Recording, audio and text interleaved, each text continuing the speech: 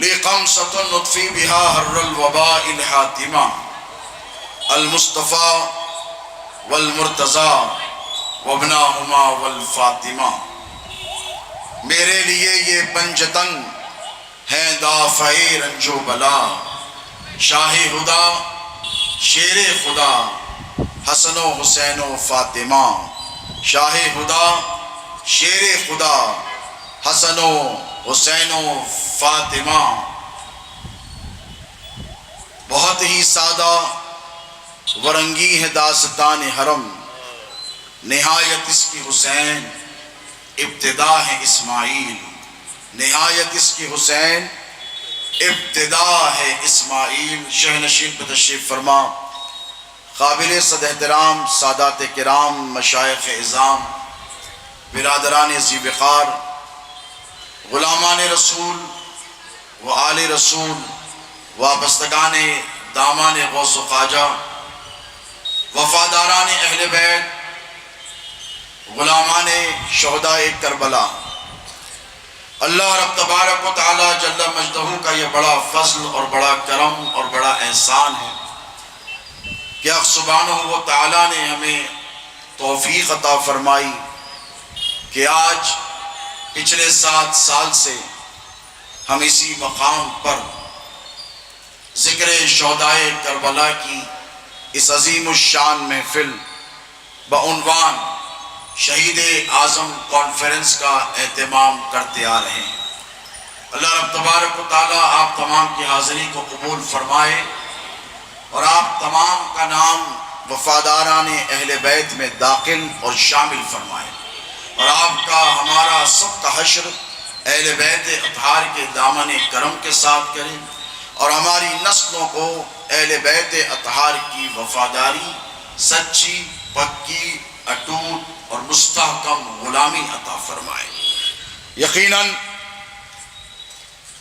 حیدرآباد فرخندہ بنیاد کو یہ شرف حاصل ہے کہ یہ شہر جہاں کئی عنوانات کے حوالے سے اپنی منفرد پہچان رکھتا ہے، وہیں اس شہر کی یہ خصوصیت بھی ہے کہ یہ شہر حیدر کرار صاحب ذوالفقار کے نام نامی اسم گرامی سے موسوم ہے۔ یہ شہر علم و ادب کا گہوارہ رہا ہے، یہ شہر تہذیب و تمدن کا گہوارہ رہا ہے، یہ شہر علم کے حوالے سے بھی اپنی ممتاز شناخت اور پہچان رکھتا ہے، یہ شہر جیالوں کا شہر ہے، یہ شہر ہمت والوں کا شہر ہے، یہ شہر حوصلے والوں کا شہر ہے، یہ شہر کمزوروں کا شہر نہیں، یہ شہر طاقتوروں کا شہر ہے، یہ شہر غداروں کا شہر نہیں، یہ شہر وفاداروں کا شہر ہے، یہ شہر میدان چھوڑ کر بھاگنے والوں کا شہر نہیں، میدان عمل میں اتر کر نعرے تکبیر بلند کرنے والوں کا شہر ہے۔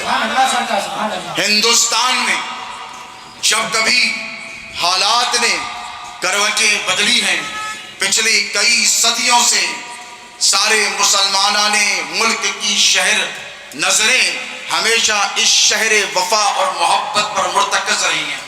ذرا سوچئے تو صحیح کہ اس شہر میں، اس شہر کے رہنے والوں میں اتنی ہمت کہاں سے آئی، اتنا جذبہ کہاں سے آیا، اتنا حوصلہ کہاں سے آیا؟ یہ اللہ کا کرم ہے کہ اسی شہر میں اللہ نے ایک قائد بھی عطا کیا جسے ہم اسد الدین اویسی کے نام سے جانتے ہیں۔ اللہ انہیں سلامت رکھے۔ یہ میرا عنوان سیاسی نہیں ہے، مگر حق گوئی میرا قاصہ بھی ہے، میرا شیوا بھی ہے اور میرے خون میں بھی ہے۔ اتنی ہمت ذرا پوچھئے کہ اس شہر کے سیاسی قائدین میں کہاں سے آئی؟ اتنی ہمت ذرا پوچھئے کہ حق بولنے کے لیے اس شہر کے علماء میں کہاں سے آئی؟ اتنی ہمت ذرا پوچھئے کہ اس شہر کے مشائخ میں کہاں سے آئی؟ پیران کرام میں کہاں سے آئی؟ عوام میں کہاں سے آئی؟ تو کہنا پڑے گا کہ جس شہر کا نام حیدر کرار کے نام سے ہو، اس شہر والوں میں ہمت نہیں ہوگی تو پھر کس میں ہمت ہوگی؟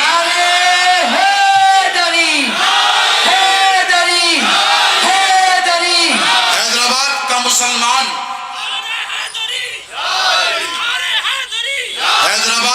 مسلمان کبھی ڈرتا نہیں ہے، یہ لڑتا بھی نہیں ہے، جھگڑتا بھی نہیں ہے، لیکن حق کی خاطر جان قربان کرنے کے لیے ہمیشہ پیش کوئی رہے تو ہم رہے۔ ہم نے اس ملک کو کیا نہیں دیا، ہمارے سلاطین نے اس ملک کو کیا نہیں دیا۔ عظیم جامعات اس شہر میں قائم کی گئی، ریلوے کے اعتبار سے دیکھو تو نمبر 1 پر نظام کا دکن تھا، اگر آپ ٹیلی کمیونیکیشن کے حوالے سے دیکھو تو یہی شہر سب سے پیش رہتا تھا۔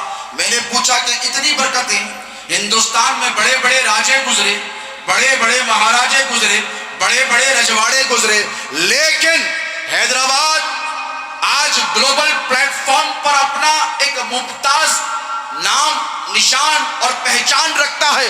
تو خدا کی عزت کی قسم، حیدرآباد کو یہ جو عزت ملی ہے، یہ وفاداران اہل بیت کا صدقہ ہے، یہ غلامان حسین کا صدقہ ہے، اور اسی محرم کی مجلسوں کی خیرات ہے۔ لبیک یا حسین، لبیک یا حسین، یہ نعرہ لبیک یا حسین، اس پر بھی بڑا اعتراض۔ اور ایک بات یاد رکھو، اعتراض کرنے والوں نے ہمیشہ نقصان اٹھایا ہے۔ اعتراض کرنا نہ یہ صحابہ کا طریقہ رہا ہے، نہ صحابہ کا وتیرہ رہا ہے۔ بولیے رہا ہے؟ نہیں رہا ہے۔ حضور معراج کی رات گئے، لوٹ کر آئے اور فرمایا کہ میں راتوں رات ایک ہی رات کے ایک ہی حصے میں میرا بستر بھی گرم تھا اور میرے دروازے کی کنڈی بھی ہل رہی تھی۔ اسی دوران میں گیا بھی اور میں نے اقصیٰ کا دورہ بھی کیا، اقصیٰ کا مشاہدہ بھی کیا، وہاں انبیاء کی امامت بھی کی، ساتوں آسمان بھی دیکھے، جہنم کا بھی نظارہ کیا، جنت کو بھی دیکھا، اللہ سے بھی ملاقات کی اور لوٹ کر بھی آ گیا۔ اعتراض صحابہ نے کیا، وفاداروں نے کیا کہ غداروں نے کیا؟ بولیے، غداروں نے کیا۔ تو اعتراض کرنا غداروں کا طریقہ رہا ہے، وفاداروں کا طریقہ نہیں رہا ہے۔ راستے میں امیر المومنین سیدنا ابو بکر صدیق کو کافروں اور مشرکوں نے پکڑ لیا ہے۔ ابو بکر، تو جس کے لیے مرتا ہے، مٹتا ہے، جس پر تو قربان ہوتا ہے، تیرے اس صاحب نے کہا ہے کہ راتوں رات وہ معراج کی رات گئے بھی اور ساتوں آسمانوں کی سیر بھی کرے، اس عالم میں لوٹ کر آئے کہ بستر بھی گرم ہے، دروازے کی کنڈی بھی ہل رہی ہے۔ کیا تم اس بات کو تسلیم کر سکتے ہو؟ کیا عقل انسانی اس بات کو ایکسپٹ کر سکتی ہے؟ کیا کہیں سے بھی اس قول میں یا اس دعوے میں تھوڑی بھی لاجک نظر آتی ہے؟ تو قربان جاؤ حضرت ابو بکر صدیق کے، انہوں نے کیا کہا کہ تم سے یہ کس نے کہا؟ تم سے یہ کس نے کہا؟ تو انہوں نے کہا تمہارے صاحب نے۔ تو صحابہ کا یہ طریقہ ہے، انہوں نے کہا اگر میرے حبیب نے کہا ہے تو سچ کہا ہے۔ سبحان اللہ، سبحان اللہ۔ وہیں سے حضور نے انہیں صدیق کا لقب عطا کیا۔ یہ ہے سنیت اور یہ ہے طریقہ۔ اعتراض کرنے والوں کو ہم جواب نہیں دیتے، بلکہ ان کے لیے دعا کرتے ہیں کہ وہ اعتراض کرنے والے غداروں میں شامل نہ ہو، بلکہ رسول اللہ کی ہر ایک آواز پر، ہر ایک صدا پر لبیک یا رسول اللہ کہہ کر آگے بڑھنے والوں میں شامل ہو جائے۔ نعرہ تکبیر، نعرہ رسالت، یہ عجیب مطابقت ہے۔ ابھی ذی الحجہ کا مہینہ گزرا، محرم کا مہینہ آیا، یعنی قربانی کا مہینہ گیا، پھر قربانی کا مہینہ آ گیا، اور وہ قربانی کا مہینہ حضرت ابراہیم اور اسماعیل کی یاد ہے۔ اور خدا کی عزت کی قسم، درود میں میرے حضور نے حضرت ابراہیم کو بھی شامل کیا، حضرت ابراہیم کی آل کو بھی شامل کیا۔ آپ نے مجھ سے قبل میرے بھائی مولانا سید قادر محی الدین قادری جنید پاشا کا بھی کتاب سنا، رہبر ملت مولانا سید آل محمد قادری الموسوی کا بھی کتاب سنا۔ اللہ کے رسول علیہ السلام سے صحابہ نے استفسار کیا کہ یا رسول اللہ نماز پڑھے تو کون سا درود پڑھے؟ حضور نے فرمایا اللہم صلی علی محمد وعلی آل محمد کما صلیت علی ابراہیم وعلی آل ابراہیم انکا حمید مجید۔ اے اللہ درود و سلام بھیج ہمارے نبی محمد پر، ان کی آل پر ایسے ہی بھیج ایسے ہی بھیج جیسے تو نے ابراہیم پر بھیجا تھا، کیا کہنے اور ایسے ہی بھیج جیسے تو نے اسماعیل پر بھیجا تھا۔ مجھے کہنے دیجئے 1,24,000 انبیاء آئے، حضور کے جد اگر ابراہیم ہے، حضور کے جد اگر اسماعیل ہے، تو حضور کے اجداد میں نوح بھی ہے، حضور کے اجداد میں شعیب بھی ہے، حضور کے اجداد میں آدم بھی ہے، لیکن حضور نے درود میں نہ آدم کو شامل کیا، وہ ابو البشر ہے، نہ دیگر انبیاء کو شامل کیا۔ حضور نے درود میں ابراہیم کو شامل کیا، ابراہیم کی آل کو شامل کیا، اسی لیے کہ ابراہیم نے اللہ کی راہ میں وہ قربانی پیش کی کہ 1,24,000 میں کسی نے پیش نہیں کی۔ کیا کہنے سرکار سبحان اللہ۔ ابراہیم نے بت توڑے، ابراہیم کو آگ میں پھینکا گیا، ابراہیم کو حکم دیا گیا کہ ہاجرہ کو لے جاؤ، تمہارے چھوٹے سے بیٹے ننھے سے شیر خوار دودھ پینے والے بچے کو وادی غیر ذی زرع میں چھوڑ کر آؤ، ایسی جگہ جہاں پانی نہ ہو۔ توجہ ہے آپ کی؟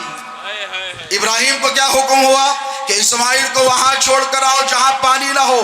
اللہ ابراہیم سے محبت کرتا ہے کہ دشمنی کرتا ہے؟ بولیے۔ ابراہیم اللہ کا خلیل ہے کہ عدو ہے؟ تو کہنا پڑے گا خلیل اللہ ہے۔ اللہ ابراہیم سے محبت کرتا ہے، خدا کی عزت کی قسم ذرا سوچئے، مجھے کہنے دیجئے یہ کیسی محبت اللہ اپنے خلیل سے کر رہا ہے۔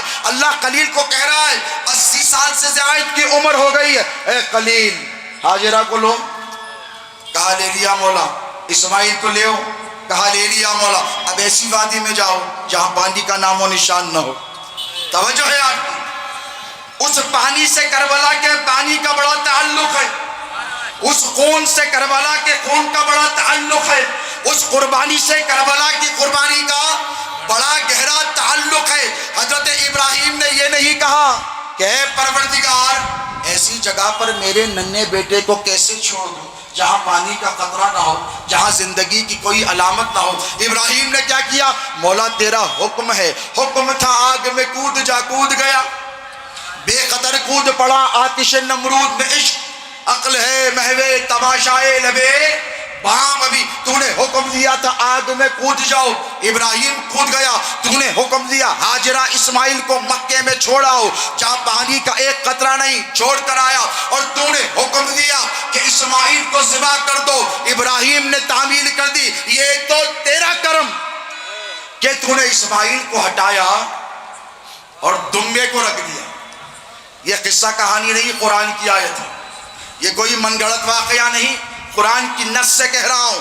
تو حضرت اسماعیل کو ہٹایا، حضرت ابراہیم نے چھری چلائی اسماعیل کے گلے پر، نہیں چلتی، تیز کی، پھر چلائی، نہیں چلتی، تیز کی، پھر چلائی، نہیں کرتی، چھری تیز کی، پھر چلائی، نہیں چلتی، پتھر رکھ کر دبایا۔ اسماعیل نے جنبش کی تو بتاؤ، بولو، کوئی سوال کیا؟ نہیں کیا۔ یکایک یہ منظر جب آسمانوں نے فرشتوں نے دیکھا تو ہش ہش کرنے لگے، ایسا بھی کوئی بشر دنیا میں کیا پیدا ہوا ہے؟ نہ ابراہیم کے جیسا کوئی باپ، نہ اسماعیل کے جیسا کوئی بیٹا، نہ ابراہیم کے جیسی ہمت والا باپ، نہ اسماعیل کے جیسے حوصلے والا بیٹا۔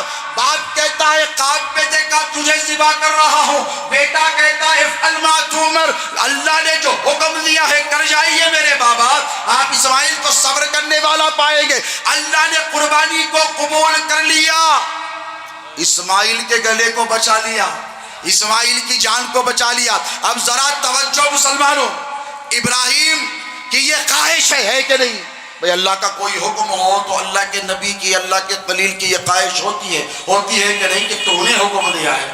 اور یہ حوصلے والی بات ہے، یہ جذبے والی بات ہے، یہ بڑے مردانگی والی بات ہے۔ بھئی آپ ایک جانور کو ذبح کریں تو ہاتھ دڑکھڑا جاتے ہیں۔ 80 سال کی عمر میں دعا کی، بیٹا ملا، اب اس بیٹے نے کہا چھری چلائیے، ابراہیم چلا رہے، ذرا تھوڑی دیر کے لیے اس کیفیت سے دو چار ہو کر دیکھیے، ہونا پڑے گا، اس لیے کہ آپ کی ہر نماز میں ابراہیم ہے، آپ کی ہر نماز میں اسماعیل ہیں، آپ کی ہر نماز میں آل محمد ہیں، حسین ہیں، حسن ہیں، فاطمہ ہیں، علی ہے، نبی ہے. تو آپ کو توجہ کرنی پڑے گی، اس لیے کہ وہ کیفیت کو آپ کو احساس کرنا پڑے گا. کس کیفیت سے دو چار ہو کر حضرت ابراہیم نے چھری چلائی ہوگی. ابراہیم کے ہاتھ کانپے نہیں ہیں، ابراہیم ڈر نہیں رہے ہیں، ابراہیم کو غم نہیں ہو رہا ہے، ابراہیم مغموم نہیں ہے، ابراہیم نہ روتے ہیں، نہ ابراہیم نہ گھبراتے ہیں، نہ ابراہیم خوف کا، بلکہ ابراہیم مسکرائے جاتے ہیں. ابراہیم یہ منظر شیطان لعین دیکھ رہا ہے. جس 3 شیطانوں کو آپ جا کر کنکر مار کر حاجی کہلاتے ہیں، توجہ ہے، وہ شیطان بھی یہ منظر دے گا. ابراہیم روتے نہیں ہیں، ابراہیم مسکراتے ہیں، اسماعیل بھاگتے نہیں ہیں، اپنا گلا پیش کرتے ہیں. تو یہ کیسی کیفیت رہی ہوگی. اللہ نے کہا، کیا فرمایا؟ اے ابراہیم تو کامیاب ہوگا. قد صدقت الرؤیا یا ابراہیم، اے ابراہیم تو کامیاب ہو گیا. مجھے کہنے دیجئے، ابراہیم تو کامیاب ہوئے، لیکن دیکھنے والی آنکھوں نے دیکھا ابراہیم چھری چلانا چاہتے ہیں، چھری چلتی نہیں. اسماعیل گلا کٹانا چاہتے ہیں، گلا کٹتا نہیں. جو خوف ابراہیم نے دیکھا، جو ہمت اسماعیل نے کی، اسے کربلا میں نبی کے نواسے نے حسین نے پورا کر کر بتایا ہے. لبیک یا حسین، لبیک یا حسین، لبیک یا اس حسین. لیے شہزادے غوث اعظم، اس لیے کہ یہ بڑے ہمت اور استقلال والی بات ہے. کعبے میں چھوڑ دیا، پانی نکل آیا، ادھر سے ادھر، ادھر سے ادھر، یہاں سے وہاں، وہاں سے یہاں. بی بی ہاجرہ بھاگتی ہیں. ابراہیم ہے بلاد الشام میں، ملک شام میں. اب تنہا. ذرا سوچو، جس نے مکہ دیکھا ہے، دل نے نہیں دیکھا ہے، اللہ دکھائے، اللہ زیارت عطا فرمائے. ذرا سوچو، سرخ پہاڑ ہے، چٹیل میدان ہے، سنگلاخ زمین ہے، پیروں پر چھالے پڑ جاتے ہیں. چلو، کانٹے دار، خاردار، بڑی سخت زمین ہے. مکے کی زمین بڑی سخت زمین ہے، کوئی باغ و بہار نہیں ہے وہاں پر. چھوڑ دیا، ہاجرہ کو بھی چھوڑ دیا، اسماعیل کو بھی چھوڑ دیا. ہوا کیا؟ ہاجرہ ادھر سے ادھر، ادھر سے ادھر، صفا اور مروہ. تو اللہ نے کہا ان الصفا والمروہ من شعائر اللہ. بے شک، کیا کہا؟ بے شک صفا اور مروہ یہ دونوں کے دونوں اللہ کی نشانی ہے. ہم نے پوچھا مولا یہ تیری نشانی کیسے؟ تو کہا میرے خلیل کے بیٹے زبی کے لیے ہاجرہ بھاگی ہے. دیکھو کس کے لیے بھاگی ہے؟ اسماعیل پانی کے لیے بے چین ہے. اب اسماعیل علیہ السلام قریب تھا کہ موت کی آغوش میں چلے جاتے، ایڑی رگڑ دی. توجہ طلب بات ہے. اسماعیل سے علی اصغر کا بڑا گہرا تعلق. توجہ طلب، یہ بھی شیرخوار ہیں، وہ بھی شیرخوار ہیں، یہ بھی دودھ پینے والے ہیں، وہ بھی دودھ پی، یہ بھی چولہے میں ہیں، وہ بھی چولہے میں ہیں، یہ بھی آغوش میں ہے، وہ بھی آغوش میں ہے. اسماعیل نے پیاس کی شدت سے بے چین ہو کر زمین پر، مکے کی زمین پر، سنگلاخ زمین پر، سخت پتھروں والی، یہ قرآن ہے، قرآن پیارے، سخت ترین زمین پر، پتھروں والی زمین پر ایڑی رگڑی، ایڑی رگڑی. اللہ نے زمزم کے چشمے جاری فرما دی. سبحان اللہ، سبحان اللہ. اب یہ زمزم کتنا مقدس. یہ اسماعیل کی ایڑی سے نکلنے والا پانی جب صحابہ نے فتح مکے کے بعد پیا تو حضور نے کہا رک جاؤ. صحابہ رک گئے تو کہا بیٹھ کر نہیں، ٹہر کر پیو. صحابہ نے کہا یا رسول اللہ آپ کی سنت مبارکہ ہے کہ ہر پانی تو آپ بیٹھ کر پیتے ہیں، لیکن زمزم ٹہر کر کیوں پیتے ہیں؟ تو کہا یہ پانی عام پانیوں کی طرح نہیں ہے. سبحان اللہ، سبحان اللہ. پتہ کیسے چلے کہ پینے والا کسی کنویں کا پانی پی رہا ہے یا اسماعیل کے قدموں سے نکلا ہوا تبرک نوش کر رہا ہے؟ سبحان اللہ، سبحان اللہ. اسماعیل کے قدموں سے نکلا ہوا تبرک نوش کر رہا ہے.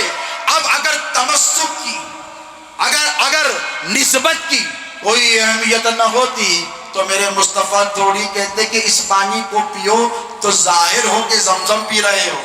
توجہ ہے. صحابہ پینے لگے. حضور نے کہا ایسے نہیں. تو کہا کیسے یا رسول اللہ؟ کہا دعا کرو. تو کہا یا رسول اللہ کسی اور پانی کے پیتے وقت تو دعا نہیں، اس پانی کے پیتے ہوئے وقت دعا کیوں؟ تو کہا زمزم جب تم پیو گے اور پی کر دعا کرو گے تو اللہ تمہاری دعا قبول کرے گا. توجہ ہے کہ نہیں؟ زمزم پیو. اب یہ کس کو فرما رہے ہیں حضور؟ صحابہ کے مقدس گروہ کو. اور دعا ہے بخاری شریف کی روایت. کیا کہا؟ دعا کرو. صحابہ نے کی دعا. اللہم انی اسألک علما نافعا ورزقا حلالا طیبا واسعا وشفاء من کل داء. یہ بخاری کی روایت ہے کہ اے اللہ مجھے علم نافع عطا فرما، ورزقا واسعا، اس کے واسع وسعت والا رزق، اتنا نہیں کہ آج کھاؤں تو کل نہ رہے، کل کھاؤں تو پرسوں نہ رہے، اکیلا کھاؤں تو بچوں کو نہ ملے، بچوں کو کھلاؤں تو ماں کو نہ ملے، ماں کو کھلاؤں تو رشتہ داروں کو نہ. اتنا دے جو وسعت والا ہو، جو وسیع ہو. یہ زمزم پیو تو دعا کرو. اور جو صحابہ کو حضور نے دعا سکھائی وہ قبول ہوئی ہو کہ نہیں؟ بولیے ہوئی ہے. یقین ہے بھئی حضور نے دعا سکھائی، صحابہ نے دعا کی، ممکن ہے نہیں قبول نہ ہو. اب جب زمزم پیا تو کیا کہا؟ دعا کر کر پیو، بغیر دعا کے نہ پیو. اور صحابہ نے دعا کی تو اللہ نے دعا قبول کی. ذرا توجہ دوستو، ذرا توجہ دوستو. اسماعیل کے قدموں سے نکلنے والے پانی کو پیو تو ادب سے پیو. ٹوپی پہن کر عام پانی پیو تو یہ ٹوپی اتار کر پیو. عام پانی بیٹھ کر پیو تو یہ پانی ٹہر کر پیو. اور بچ جائے تو آنکھوں پر لگا لو، بچ جائے تو ماتھے پر لگا لو، بچ جائے تو چہرے پر لگا لو، اور اگر زیادہ ہو جائے تو کفن میں لے کر جاؤ. میرے یہاں کتنے بزرگ ٹھہرے ہیں.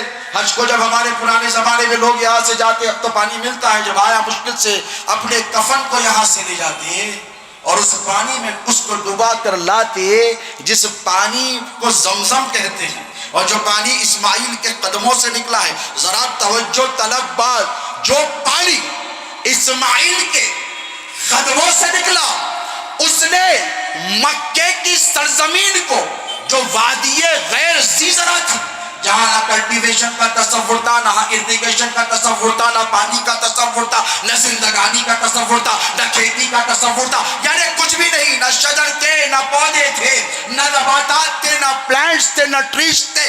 ایک پانی جو اسماعیل کی ایڑی سے نکلا، صبح قیامت تک جاری ہو گیا. ہزاروں لاکھوں کروڑوں لوگ پی رہے ہیں، صبح قیامت تک پیتے رہیں گے. زمزم کا چشمہ بولو سوکھا ہے؟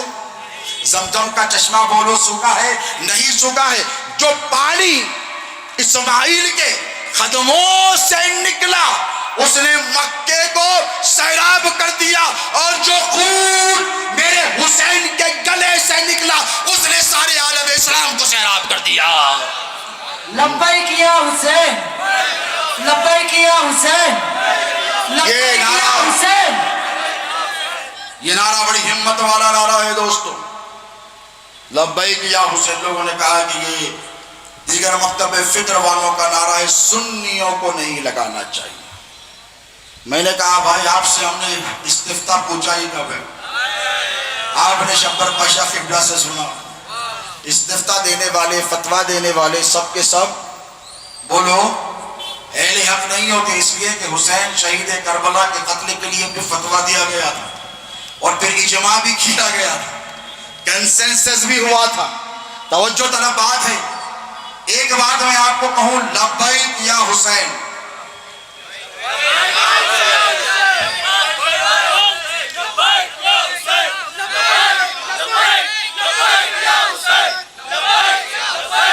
قرآن میں سورۃ الحج جب کعبہ بن گیا، تعمیر ہو گیا، مکمل ہو گیا، تو اللہ نے کئی وعدے لیے، اس میں ایک حکم دیا، وَأَذِّن فِي النَّاسِ بِالْحَجِّ يَأْتُوكَ رِجَالًا. کیا کہا؟ اے ابراہیم اب تم اعلان کرو. This is the time and this is the moment that you invite people irrespective of caste, creed and religion to come and do the ziyarah of Holy Kaaba and perform Hajj. وَأَذِّنْ فِي النَّاسِ بِالْحَجِّ يَأْتُوكَ رِجَالًا. اے ابراہیم حکم دو، اب ندا دو، جیسے آپ کو ندا دے کر بلایا جاتا ہے نا. اے ابراہیم حکم دو لوگوں کو. کیا حکم دو؟ کہ وہ آئیں اور حج کریں. اب کتنے ہیں جنہوں نے حج کیا ہے اور جتنے ہیں کتنے ہی کیا ہے؟ توجہ طلب بات ہے آپ کی. کتنے ہمارے بزرگوں نے حج کیا ہے، کتنے ہیں جو کریں گے، اور جتنے ہیں جو تمنا رکھتے ہیں. لیکن کتنے ایسے ہیں جو گزر گئے، انہوں نے حج پیسہ رکھ کر بھی حج کیا نہیں کیا. کیوں نہیں کیا؟ کبھی آپ نے سوچا بھائی پیسہ ہے تو حج کیوں نہیں کیا؟ فرض ہے نا، ہے کہ نہیں؟ بولیے. نماز جیسے فرض ہے، روزہ جیسے فرض ہے، حج بھی بولیے نا ایسے ہی فرض ہے، حج بھی کرنا ہے، لیکن نہیں کیا. اب محدثین فرماتے ہیں، مفسرین فرماتے ہیں اس آیت مبارکہ کی تفسیر میں کہ جتنوں نے سنا، اب تھے کون جو سنے؟ ابھی تو کعبہ بنا ہے نا، دیواریں بلند کی گئی ہے نا، ابھی تو سنا کس نے؟ جب ابراہیم نے پکارا. یہ آپ کا میرا پکارنا نہیں ہے، یہ خلیل کا پکارنا. جب ابراہیم نے کہا، اللہ نے حکم دیا وَأَذِّنْ فِي النَّاسِ بِالْحَجِّ يَأْتُوكَ رِجَالًا. اے ابراہیم حکم دو لوگوں کو کہ حج کرے. تو ساری دنیا نے سنا. توجہ ہے آپ کی. ہندوستان کے رہنے والوں نے سنا، عربستان کے رہنے والوں نے سنا، جتنے خطے پہ دنیا کے لوگ رہتے تھے. ایک آواز گونجی. اب یہ لاؤڈ اسپیکر ہے، وہاں تک سنا جا رہا ہے. یہ انسان نے بنایا ہے، اور جو رحمان نے طاقت دی ہے، جب رحمان نے طاقت دی تو ساری کائنات نے سنا. پیٹ میں رہنے والے بچوں نے سنا، اور عالم ارواح میں رہنے والی تمام انسانیت جس نے ابھی جنم نہیں لیا اس نے بھی سنا. اور سب نے کہا لبیک. سبحان اللہ سرکار، سبحان اللہ. کیا کہا؟ سبحان اللہ، سبحان اللہ. لبیک. اسی لیے تو کہتا ہے حاجی لبیک اللہم لبیک لبیک لا شریک لک لبیک ان الحمد والنعمت لک والملک لا شریک لک لک لک لبیک لبیک. جس نے حضور فرماتے ہیں کہ جس نے ایک مرتبہ لبیک کہا، ماں کے پیٹ میں تھا یا پھر عالم ارواح میں تھا. یہاں آنے سے پہلے کہاں تھے آپ؟ ماں کے. اس سے پہلے کہاں تھے؟ بولو یعقوب پورے والوں، حیدرآباد والوں، عالم. آپ کہیں تھے تبھی تو آئے ہیں نا، نہیں تھے تو کہاں سے آتے؟ وہاں تھے. اب توجہ طلب بات کہ عالم ارواح میں عرش اعظم کے تلے پتہ نہیں آپ کہاں تھے. آپ نے سنا، اور جس نے ابراہیم کی آواز سن کر ایک مرتبہ لبیک کہا، اللہ نے اسے ایک حج کا موقع عطا کیا. جس نے 2 مرتبہ لبیک کہا، اللہ نے اسے 2 مرتبہ حج کا موقع عطا کیا. کسی نے 3 مرتبہ کہا تو 3 مرتبہ عطا کیا. مجھے کہنے دو حیدرآباد کے مسلمانوں، حسین ابن علی کی یاد میں آنسو بہانے والوں، کہ جس نے کربلا کا میدان دیکھا نہیں، ایک ہور تو ملا تھا نا، 22,000 میں زیادہ ملے کہ امام حسین کو. خدا کی عزت کی قسم اگر آج ہم ہوتے تو حیدرآباد کے 40 لاکھ مسلمان امام حسین کے قدموں میں ٹھہرے ہوتے. اس لیے کہ یہ اسلام ہم کو یزید کے ہاتھوں سے نہیں ملا ہے، یزید کی اولادوں کے ہاتھوں سے نہیں ملا ہے. ہمیں اسلام حسین کے شہزادے معین الدین اجمیری کے ہاتھوں سے ملا ہے. سبحان اللہ، سبحان اللہ. ہمیں اسلام عبد القادر جیلانی کے ہاتھوں سے ملا ہے. کون عبد القادر جیلانی؟ کون محبوب سبحانی، حسن کا پوتا، حسین کا نواسا. کون معین الدین اجمیری، جس نے کہا شاہ است حسین، بادشاہ است حسین، دین است حسین، دی پناہ است حسین، سردار دادا دست در دست یزید، حقا کہ بنا الہ الہ است حسین. ہم کسی مولوی یا مفتی یا ملا کی نہیں مانیں گے، ہم رسول اللہ کے جانشین کو مانیں گے. تو جس کے ہاتھ سے ہم کو اسلام ملا ہے، یہ بڑا شدھ ملا ہے، بڑا پیور ملا ہے اور اوریجنل ملا ہے. ہمارے بزرگوں نے اسلام میں ملاوٹ ہونے نہیں دی ہے. اب اگر کوئی لبیک یا حسین کے نعرے پر اعتراض کرتا ہے تو سمجھ لینا کہ اس کے ڈی این اے میں گڑبڑ ہے، اس کے خون میں ملاوٹ ہے. یہ حلالی نہیں ہے. اگر حلالی ہوتا تو یہ جیسے نماز میں حسین پر درود پڑھتا ہے، محرم میں حسین کی یاد میں آنسو بہا کر اپنی غلامی کا ثبوت پیش کر رہا ہوتا۔ وَأَذِّنْ فِي النَّاسِ بِالْحَجِّ يَأْتُوكَ رِجَالًا، اللہ نے کہا ابراہیم حکم دو لوگوں کو کہ حج بیت اللہ کے لیے آئیں۔ تو جس نے ایک مرتبہ کہا، ایک مرتبہ حج کیا، دو مرتبہ کہا، دو مرتبہ حج کیا، تین مرتبہ کہا، تین مرتبہ۔ ہم تو کربلا میں تھے نہیں تھے۔ جب حسین نے پکارا ہوگا تو ذرا سوچو وہ منظر کیسا رہا ہوگا۔ اور کیا میرے حسین نے کسی کو پکارا بھی ہے اللہ کے سوا؟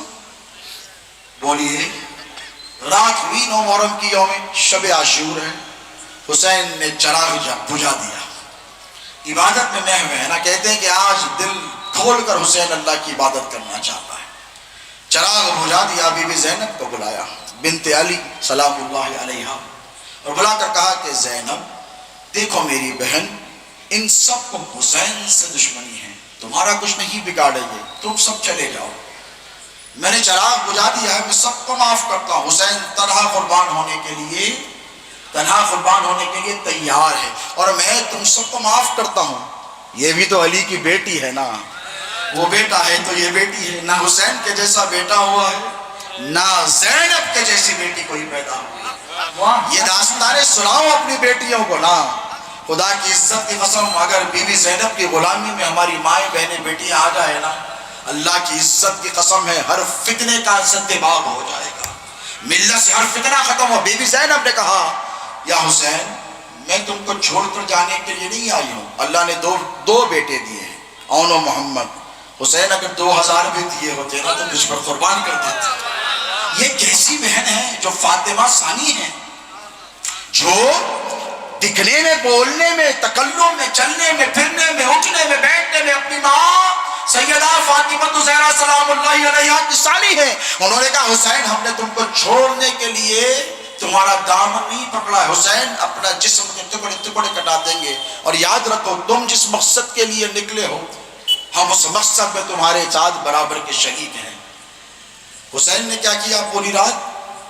بولو اللہ کی عبادت کی اور اللہ سے راز و نیاز کیا۔ ابراہیم کو جب آگ میں ڈالا جانے لگا تو فرشتے کو اللہ نے بھیجا، ٹیسٹ کرتے ہیں نا خلیل کو، ٹیسٹ کرتے ہیں یہ میرا ہے یا پھر اسباب کی طرف نظر ڈالتا ہے۔ حسین کربلا میں اگر صدا دیتے تو ساری کائنات کی طاقتیں حسین کے قدموں میں گر جاتی، رجال الغیب آ جاتے، فرشتے آ جاتے، فرشتے بدر میں آئے حسین کے لیے نہیں آتے، برابر آ جاتے، فرشتے آ جاتے، رجال الغیب آ جاتے، سارے عالمین کے موکلین و موکلات حسین کی خدمت میں حاضر ہو کے لشکر جران لے کر ٹھہرے ہیں۔ ایسے ہی ٹھہرے ہیں فرشتہ جیسا ابراہیم کے پاس ٹھہرا تھا جب نار نمرود چلائی گئی، ابراہیم کو پھینکے جانے لگا اور منجنیق بنائی گئی، گلیل جسے حیدرآباد میں کہتے ہیں۔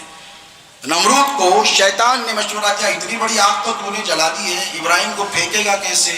جو جاتا ہے قریب جھلس جاتا ہے۔ تو کہا شیطان نے آ کر مشورہ دیا، شیطان نے کہا کہ منجنیق بناؤ جسے گلیل کہتے ہیں، ایسے کھینچو اور ایسے پھینک دو۔ اسی اسنا میں فرشتہ آ گیا، ابراہیم کے بازو ٹھہر گیا اور آ کر پوچھا ابراہیم اینی ہیلپ، کوئی مدد، کوئی اسسٹنس؟ حل لک حاجت یا ابراہیم، پوچھا ابراہیم کوئی حاجت ہے؟ تو ابراہیم اگر آگ میں جلنا نہیں چاہتے اور بچنا چاہتے، نہیں بچنے کے لیے نہیں، ابراہیم تو کودنا چاہتے ہیں آگے، ابراہیم تو بتانا چاہتے ہیں کہ عشق کسے کہتے ہیں، ابراہیم تو بتانا چاہتے ہیں کہ محبت کسے کہتے ہیں، ابراہیم تو یہ دکھانا چاہتے ہیں کہ کیسے اللہ کی راہ میں قربانی پیش کی جاتی ہے۔ ابراہیم نے کہا نہیں، تجھ سے نہیں، کوئی حاجت نہیں، مجھے میرے رب سے حاجت ہے۔ اور سن، اگر وہ چاہتا ہے کہ ابراہیم آگ میں کود جائے تو ایسی ہزاروں آگے اور جلاؤ، ابراہیم کودنے کے لیے تیار ہے، ابراہیم پیچھے نہیں ہٹے گا۔ یہ منظر جب اللہ نے دیکھا تو خدا کی قدرت نے مسکرایا، فرشتوں پر اللہ نے فرشتوں کے سامنے ابراہیم کے عشق اور محبت پر ناز کیا، فخر کیا، کیونکہ فرشتوں نے اعتراض کیا تھا نا اس کو بھیج رہا ہے جو زمین میں خون بہائے گا، ہے کہ نہیں؟ جب آدم کو بھیجا بتایا تو کہا ایسے کو بھیجتا ہے جو زمین میں خون بہائے، اللہ نے کہا تم وہ نہیں جانتے جو میں جانتا ہوں۔ اب یہ منظر پریکٹیکل کر کر ابراہیم بتا رہے ہیں، آگ میں کہا ایسی ہزاروں آگے اور جلاؤ، ہزاروں مرتبہ ابراہیم کو پھینکو، اگر میرے رب کی یہی مرضی ہے تو ابراہیم جلنے کے لیے تیار ہے۔ ابراہیم کود گئے، اللہ نے آپ کو کیا کیا؟ گلزار بنا دیا۔ کیا کہا؟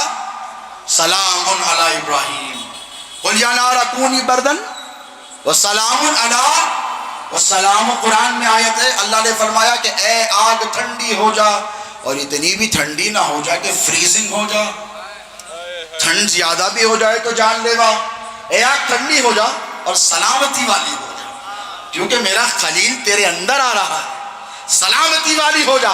آگ سلامتی والی ہو گئی۔ اب ذرا سوچو، حسین کے پاس بھی تو فرشتے آئے ہوں گے نا؟ ارے حسین جنت کا سردار ہے، فرشتے کہاں رہتے؟ دنیا میں کہ جنت میں؟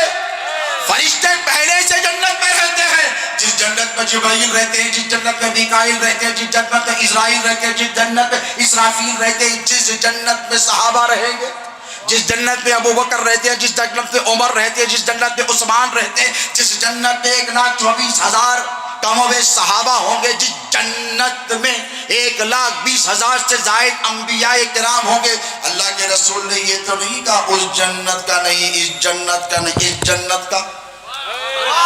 کیا کہنے سرکار؟ اللہ نے کہا نعرہ تکبیر، ان الحسن والحسین سیدہ شباب اہل کس کے سردار؟ بوڑھوں کے، کس کے سردار؟ کمزوروں کے، کس کے سردار؟ بچوں کے۔ نہیں، میرا حسین جوانوں کا سردار ہے، اسی لیے کہ جوانوں، حسین کو جوانوں کا سردار اس لیے بنایا جا رہا ہے کہ جب جب اسلام پہ آفت آئے گی تو بوڑھوں کی طرح باطل کا مقابلہ نہ کرنا۔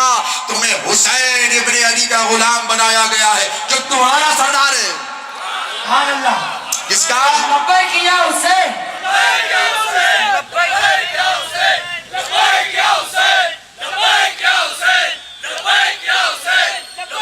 دیکھو ضعف کمزور ہوتا ہے، اسفل سافلین، اللہ قرآن میں کہتا ہے کہ ہم کمزوری کی طرف لوٹاتے ہیں تم کو۔ تو یہ جو کہا جاتا ہے کہ بوڑھوں کے سردار الگ ہوں گے، دیکھیے ہم کسی کی توہین نہیں کرتے، صحابہ ہماری آنکھوں کا سرما، ہمارے سر کا تاج ہے، جنت میں کوئی بوڑھا ہوگا ہی نہیں۔ اب یہ اعتراض کرنے والوں کا مسئلہ کیا ہے معلوم ہے آپ کو؟ کہیں نہ کہیں سے اہل بیت کی عظمت کو گھٹا دو، مینیمائز کر دو، اس کو تھوڑا سا کم کر دو۔ جیسے آواز بہت بلند ہوتی ہے تو لوگوں کے دل گھبراتے ہیں، کمزور دل والے کیا کہتے ہیں؟ ہمارے بیٹے ہوئے ایوب میاں کہتے ہیں نہیں آپ کم نہیں کرنا مگر بولو بھائی ذرا ساؤنڈ کم کر دو نا، دل گھبرا رہا، بولتے نہیں بولتے، آواز اتنی بلند نہ کرو۔ تو توجہ طلب بات یہ ہے کہ جو جوان ہوتا ہے اس کا دل مضبوط ہوتا ہے، اس کا جسم مضبوط ہوتا ہے، اس کے ارادے۔ بوڑھا کیا کرے گا؟ بولیے۔ ایک صحابی آئے حضور کے پاس رونے لگی، سرکار میں نے سنا کہ جنت میں بوڑھے نہیں جائیں گے۔ حضور کبھی کبھی ہلکا سا مزاح بھی کر لیتے تھے۔ حضور نے کہا اے مائی تو نے سچ سنا، تو یہ بڑی بوڑھی تھی اور رونے لگی۔ یا رسول اللہ میں تو بوڑھی ہوں نا۔ تو حضور نے کہا بوڑھے جنت میں نہیں جائیں گے۔ تو کہا سرکار سب کو چھوڑ کر آپ کے پاس آئے۔ تو حضور کسی کو زیادہ پریشان بھی نہیں کرتا۔ حضور مسکرائے، کہا مائی تو نے سچ سنا کہ جنت میں بوڑھے نہیں جائیں گے، اس لیے کہ جو جائے گا جوان ہو کر جائے گا، سبحان اللہ۔ کیونکہ بڑھاپا کمزوری کی علامت ہے۔ بھئی بوڑھا جو لاٹھی ٹیک کر میدان میں چلتا ہو، جو لاٹھی ٹیک کر گھر سے نکلتا ہو، وہ جوان مردی کے جوہر کربلا کی سرزمین پر کیا دکھائے گا؟ وہ بدر میں جوان مردی کے جوہر کیا دکھائے گا؟ وہ میدان کارزار میں کیا دکھائے گا؟ اس لیے کہ جب علی بدر میں لڑ رہے تھے تو جبرائیل اترے، لا فتح الا علی لا سیف الا ذوالفقار، اور بھی جوان وہاں پر ہے، شاہ مردہ، شیر یزدہ، قوت پروردگار، لا فتح الا علی لا سیف الا، یہ فتح وہ فتح نہیں جو آپ فتح یعنی کامیابی سمجھ، فتح یعنی جوان، علی کے جیسا نہ کوئی جوان ہے، نہ ذوالفقار کے جیسی کوئی تلوار ہے۔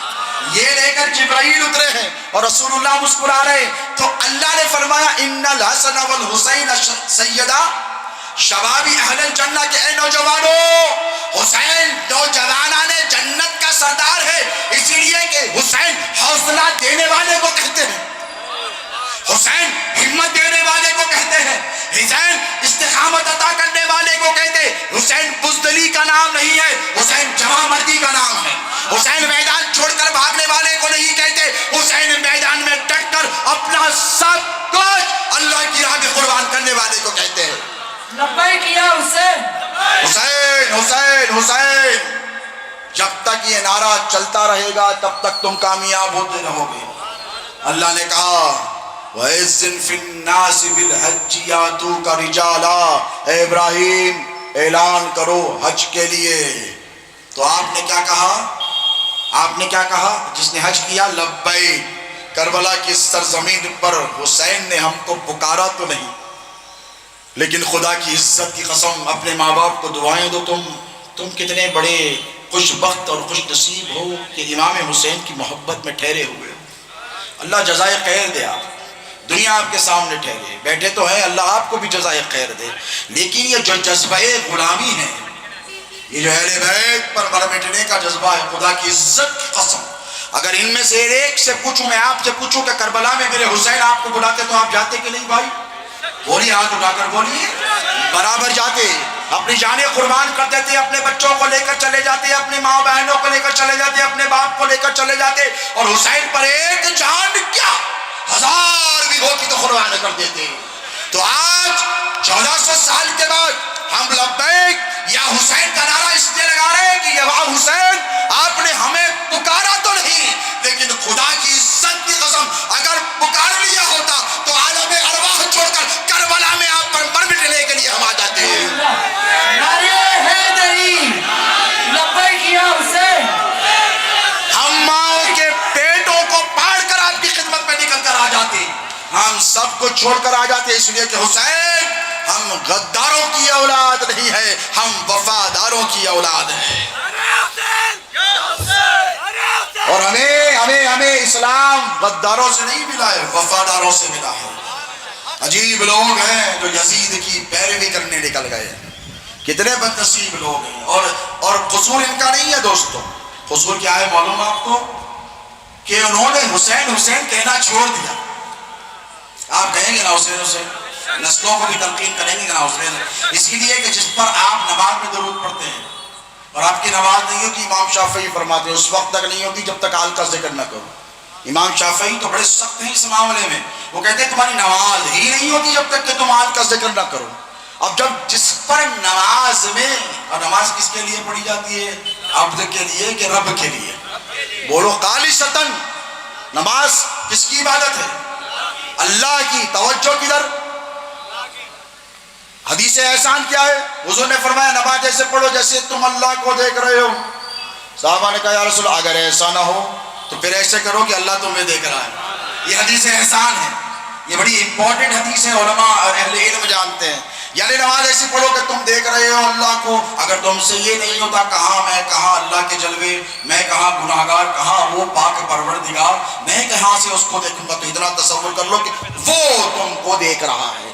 اسے کہتے ہیں حدیث احسان۔ اب سجو خالصتاً توحید ہے نماز، ہے کہ نہیں؟ اللہ ہی اللہ ہے نا نماز میں۔ کہیں ایسا نہ ہو کہ امت محمد اور آل محمد کو فراموش کر دے، جیسے شبر پاشا نے فرمایا نا اپنے خطاب کے دوران، وفادار اور غدار، پاک اور ناپاک، دو قسم کے گروہ ہمیشہ رہے ہیں نا بھائی، رہے کہ نہیں؟ آدم کے بیٹوں میں دو قسم کے ہو گئے تھے، ایک تھا حابیل، ایک تھا قابیل۔ قابیل نے حابیل کا قتل کر دیا، بیٹا کس کا؟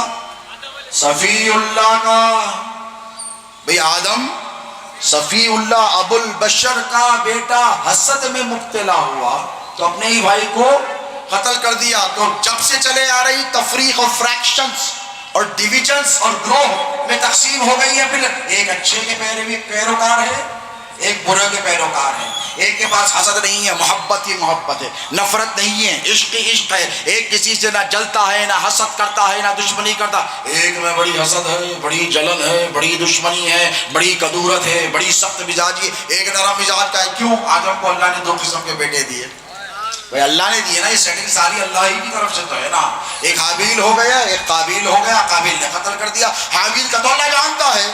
کہیں ایسا نہ ہو کہ کل کے دن لوگ میرے حبیب کو فراموش کر دیں۔ چلو حبیب کو فراموش کر دیں تو کہیں ایسا نہ ہو حبیب کی آل کو فراموش کر دیں. حضور نے کیا کیا؟ پابندی لگا دی. کیا کہا؟ کامل درود بھیج. Incomplete will not be accepted. نہ ادھورا نہیں کرو گا. حضور کی ایک حدیث مبارکہ میں کی روایت یہ بھی آتی ہے کہ دم کٹا درود پر نہ پڑھو. صحابہ نے کہا رسول اللہ یہ کیا ہوتا ہے؟ آپ کو معلوم ہے قربانی کا جانور بڑی شوق ہے اشتیاق سے حیدرآباد والے لاتے ہیں. اس سال بڑا شارٹیج ہو گیا یہ الگ بات ہے. دم کٹا رہا لائے تو قربانی ہوتی, سنگ کٹا رہا تو لائے تو قربانی ہوتی. سنگ ٹوٹ گئی نہیں بھائی نہیں لیتے بھائی, کہیں کو بھائی کاٹ لو نا, بکرا تو وہی ہے نا. دم کٹی ہے تو کیا ہوا پیر کا لگڑا؟ نہیں بھائی اللہ کے راہ میں جا رہا, یہ اللہ کے پاس جا رہا. بھائی کہاں جا رہی تم؟ جا رہا اللہ کی طرف. میں نے کہا واہ یہ کس نے کہا؟ تو کہا رسول اللہ نے فرمایا, اللہ نے خود فرمایا لَن يَنَالَ اللَّهُ لُحُومُهَا وَلَا دِمَاؤُهَا وَلَكِنْ يَنَالُهُ التَّقْوَىٰ مِنكُمْ. اللہ کہتا ہے نہ تمہارا خون پہنچتا ہے نہ تمہارے بکرے کا گوشت, ہاں پہنچتا ہے تو تمہارا تقویٰ اللہ کو پہنچتا ہے. اب توجہ طلب بات, اللہ کے رسول نے کہا کہ وہ درود قبول نہیں جس میں میری آل کا ذکر نہیں. اسی لیے کہ جس درود میں حسین نہیں مصطفیٰ کو وہ درود قبول ہی نہیں ہے. توجہ آپ کی. تو درود جب قبول نہیں تو یہ جو نماز ہے پیارے یہ خالص کیا ہے؟ توحید کا عمل ہے. تو قربان جاؤ. اب ذرا سوچو کہ اہل بیت کتنے امپورٹنٹ ہیں, کتنے سگنیفیکنٹ ہیں, کتنے پرومیننٹ ہیں, اور تمہارے لیے کتنے ضروری ہیں. اگر ضروری نہ ہوتے تو عبادت میں رسول اللہ کیا اپنے آپ کو شامل کرتے؟ نہ. النبی اولا بالمؤمنین من انفسہم. اللہ نے کہا میرا نبی مسلمانوں کی جانوں سے زیادہ, ارے تمہاری شہرت سے زیادہ فرمایا نحن اقرب الیہ من حبل الورید, ہم ہمارے بندوں کی شہرت سے زیادہ قریب ہیں. اللہ قریب ہے کہ دور ہے؟ فون ملانا پڑتا ہے کہ لیٹر لکھنا پڑتا ہے؟ جہاں ہو تم اللہ وہاں. فَإِنَّمَا تَوَلَّوْا فَثَمَّ وَجْهُ اللَّهِ. تم جدھر رخ کرو اللہ ہی اللہ ہے, اللہ ہی کے چلوے ہیں. تو اللہ نے فرمایا میں ہوں, یہ مت سمجھو میرا حبیب نہیں. خدا کا ذکر کریں ذکر مصطفیٰ نہ کریں, ہمارے منہ میں ہو ایسی زبان خدا نہ کرے. اللہ نے کہا کہ اے لوگوں میرے حبیب کو مجھ سے جدا نہ کرو, اس لیے کہ میں تمہاری شہرت سے زیادہ قریب ہوں. تو میرا حبیب تمہاری روحوں سے زیادہ قریب ہے, تمہاری جانوں سے زیادہ قریب ہے. اب مصطفیٰ نے یہ پیغام دیا صبح قیامت تک قرآن میں کوئی آیت ایسی نازل نہیں ہوئی کہ اے حبیب نماز میں درود کو شامل کرو. بھائی تو بتائیے 6666 آیتوں میں کوئی آیت بولیے نہیں ہے. رسول اللہ نے شامل کیا. اللہ نے کہا اے حبیب جہاں تک میری خدائی وہاں تک تیری مصطفیٰ, جہاں جہاں میرا نام لیا جائے گا وہاں وہاں تیرا بھی تذکرہ کیا جائے گا. میں نے عرش اعظم کے پائے پہ لا الہ الا اللہ محمد رسول اللہ لکھا ہے. اے حبیب مجھے یہ گوارا ہی نہیں کہ کہیں میرا نام لکھا ہو اور تیرا نام نہ ہو, اسی لیے میں نے تیرا نام ہر جگہ اپنے نام کے ساتھ رکھا ہے. توجہ طلب بات ہے. اب میرا نبی اختیار والا ہے کہ نہیں؟ ارے بولو نا, میرا نبی اختیار والا. اللہ نے کہا حبیب میں تیرے نام کو اپنے نام سے جدا نہیں کرتا, اور مصطفیٰ نے کہا مولا میں اپنی آل کو اپنے نام کے ساتھ جدا نہیں کروں گا. اسی لیے درود میں بولیے آل کا ذکر شامل ہے. اور یاد رکھو یہ امام حسین علیہ السلام کی محبت ہے پیارے. جس کے دل میں یہ محبت نہیں نا وہ دل ویران ہے, وہ بنجر زمین ہے. اور جس کے دل میں یہ محبت ہے نا یہ محبت ہی تمہارے لیے کافی ہے. عمل کیسے عمل, کس کے عمل, کون سے عمل؟ صرف عمل پر تکیہ کرنے والوں کے لیے میں کہوں کہ اگر اہل بیت اطہار کی محبت ضروری نہ ہوتی, آج جو کہا جاتا ہے نا کہ یہ روافظ کا طریقہ ہے یا ہمارے شیعہ بھائیوں کا طریقہ ہے, نہیں ہے پیارے, نہیں ہے. تم نے حسین حسین حسین کہنا چھوڑ دیا, اسی لیے اس کا خمیازہ یہ تمہیں بھگتنا پڑ رہا ہے کہ تم نے حسین کے جیسی نعمت کو چھوڑ دیا, اسی لیے اللہ نے تم پر یزید کو مسلط کر دیا. میں بڑی ذمہ داری سے ایک اہم بات کہہ رہا ہوں آپ کو, جو حسین حسین نہیں کہتے ہو کیا کہیں گے؟ بولو یزید یزید ہی تو کہیں گے نا. کہہ رہے ہیں آج بہت سے ایسے لوگ ہیں جو آج یزید یزید یزید کہتے پھر رہے ہیں. کیوں کہہ رہے ہیں پتہ ہے آپ کو؟ ان کے باپ دادا نے بڑی غلطی کی کہ حسین حسین کہنا چھڑوا دیا ان سے. اگر یہ بھی حسین حسین کہتے نا، خدا کی عزت کی قسم صبح قیامت تک کہ حسینی ہوتے. آپ کیا بننا چاہتے ہیں؟ یزیدی بننا چاہتے ہیں کہ حسینی بننا چاہتے ہیں؟ حسینی نا. بولیے کس کے ساتھ ٹھہرنا چاہتے ہیں؟ یزید کے ساتھ یا اس کے خاندان کے ساتھ یا پھر اس حسین کے ساتھ جس نے نیزے پر قرآن پڑھا ہے؟ میں ایک جملہ دے رہا ہوں حیدرآباد کے وفاداران اور غلامان حسین کو کہ ہم نیزوں پر قرآن اٹھانے والے نہیں ہیں. ہم نیزوں پر قرآن اٹھانے والے نہیں ہیں، ہم نیزوں پر قرآن پڑھنے والے خالی کے غلام ہیں.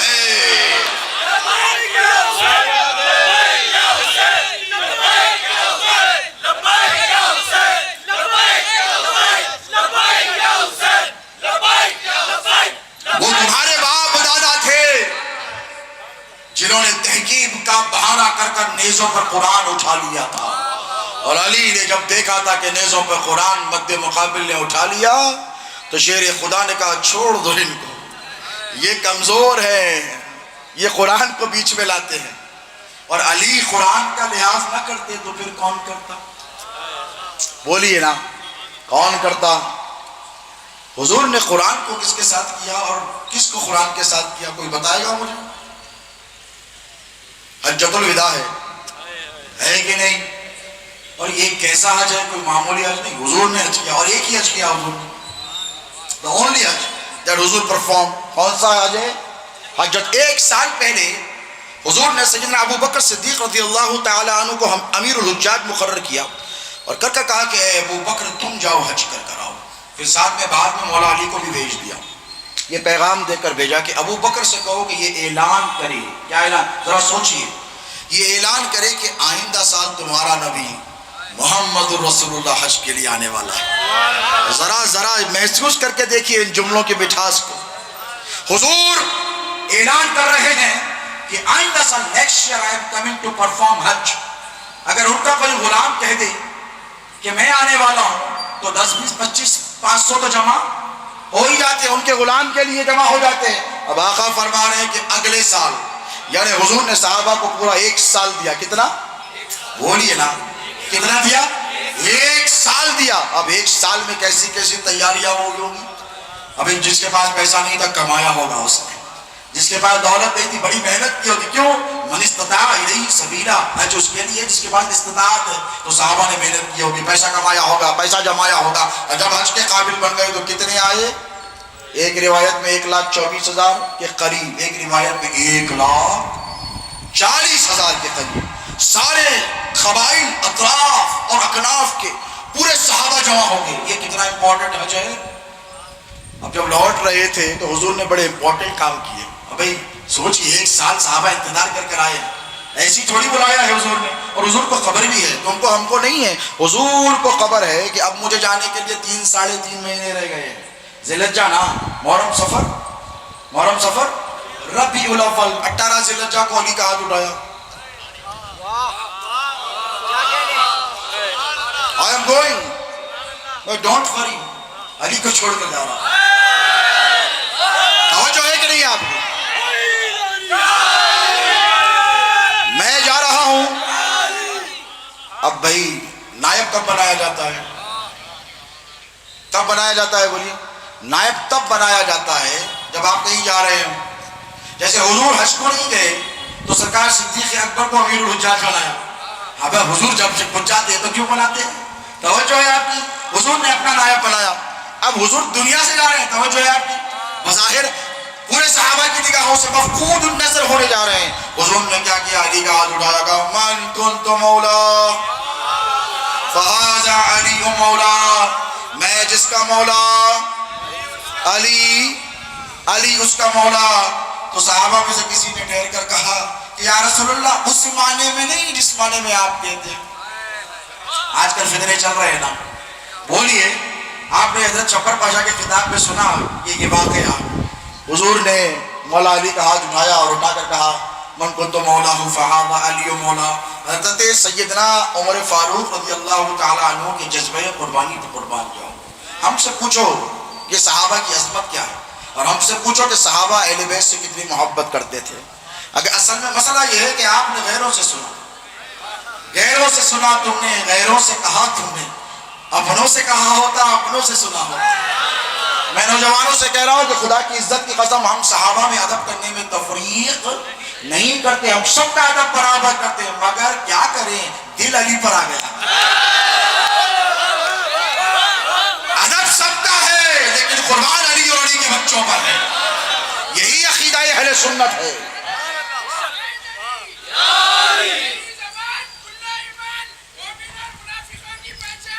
یا ماشاء اللہ، اللہ سلامت رکھے.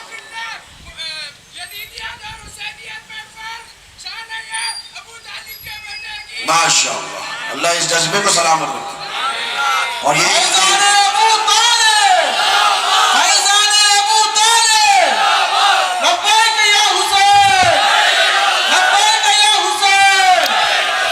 جذبہ زندہ رکھو مسلمانوں، یہ جذبہ زندہ رکھو، اس لیے کہ دجال آنے والا ہے. میں یہ وہ چھوٹے موٹے جنگوں کی بات نہیں کرتا، بڑوں کی اولاد ہے تو بڑے مقابلے کی بات کرتا.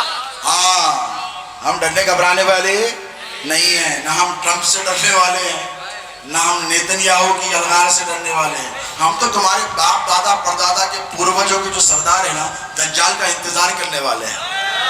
ابے آجا، دو دو ہاتھ تیرے ساتھ بھی ہو جائے. ہم ڈرنے والے نہیں، نہ ہم دجال سے ڈرنے والے ہیں، نہ ہم فتنہ سفیانی سے ڈرنے والے ہیں، ہم نہ گوگ سے ڈرنے والے ہیں، نہ ہم دابت الارض سے ڈرنے والے ہیں، نہ ہم زلزلوں سے ڈرنے والے. اس لیے کہ ڈھونڈا ہی کرے صدر قیامت کے سپاہی وہ کس کو ملے جو تیرے دامن میں چھپا ہو. ہم تو علی کے دامن میں چھپے ہیں، حسین ابن علی کے دامن میں چھپے ہیں، ہم محمد عربی کے دامن میں چھپے ہے. کسی دجالی فتنے کی مجال کے ہمیں چھو سکے، ہم ڈرنے والے نہیں ہیں. لیکن جذبے کو زندہ رکھو. یہ جو جذبہ تمہارے پاس اہل بیت اطہار پر من مٹنے کا ہے نا، یہی جذبہ دے کر گئے ہیں حسین. حسین دولت دے کر نہیں گئے ہیں، حسین اقتدار دے کر نہیں گئے ہیں، حسین منصب دے کر نہیں گئے ہیں، حسین ملک دے کر نہیں گئے، حسین جذبہ دے کر گئے ہیں. بولو کیا دے کر گئے ہیں؟ کیا دے کر گئے ہیں؟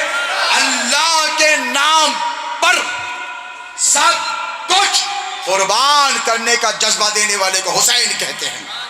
حسین جذبہ دے کر گئے ہیں. حسین اللہ پر مر مٹنے کا بولی حوصلہ دے کر گئے ہیں. اور رسول اللہ نے کیا کیا؟ قرآن کو اہل بیت کے ساتھ، اہل بیت کو قرآن کے ساتھ. صحابہ بھی تو تھے نا. کسی نے پوچھا نہیں ہوگا یا رسول اللہ ویئر ڈو وی اسٹینڈ؟ سرکار ہم کدھر؟ اب حجۃ الوداع ہے، کتنا امپورٹنٹ ایونٹ ہے. حضور نے 18 کے دن کیا کیا واپسی میں؟ من کنت مولا فہذا، میں جس کا مولا علی اس کا مولا. صبح آئے سیدنا عمر فاروق رضی اللہ عنہ، کہا بخ بخ یا علی ابن ابی طالب، علی مبارک ہو. آپ نے اس حالت میں صبح کی ہے کہ آپ ہر مرد مومن اور عورت کے مولا بن گئے. تو مولا کی مولائیت پر مبارکباد دینا رافضیت کا طریقہ نہیں ہے، حضرت عمر فاروق کی سنت ہے. یہی اہل سنت ہے. اگر ہم کہیں کہ عید غدیر پر مبارکباد دو تو ہمیں رافضیت کہا جاتا ہے. خدا کی عزت کی قسم یہ رافضیت نہیں ہے، یہ فاروق اعظم کی سنت ہے. کیا ہے بولو؟ تو کھل کر مبارکباد دو اور کھل کر غم بھی مناؤ. اسی لیے کہ یہ جو غم ہے، غم حسین، خدا سب کو سرفراز کرے. یہی وہ غم ہے جو ہر غم سے بے نیاز کرے. اور حسینیت جسے کہتے ہیں سب کے بس کی نہیں، خدا کی دین ہے یہ جس کو سرفراز کرے. یہ خدا نے تم کو حسینیت عطا فرمائی ہے، اور حسینیت مردوں کا کام ہے. حسین حسین بولنا مردوں کی پہچان ہے. جو نامرد ہوتا ہے وہ حسین کا نام نہیں لے سکتا.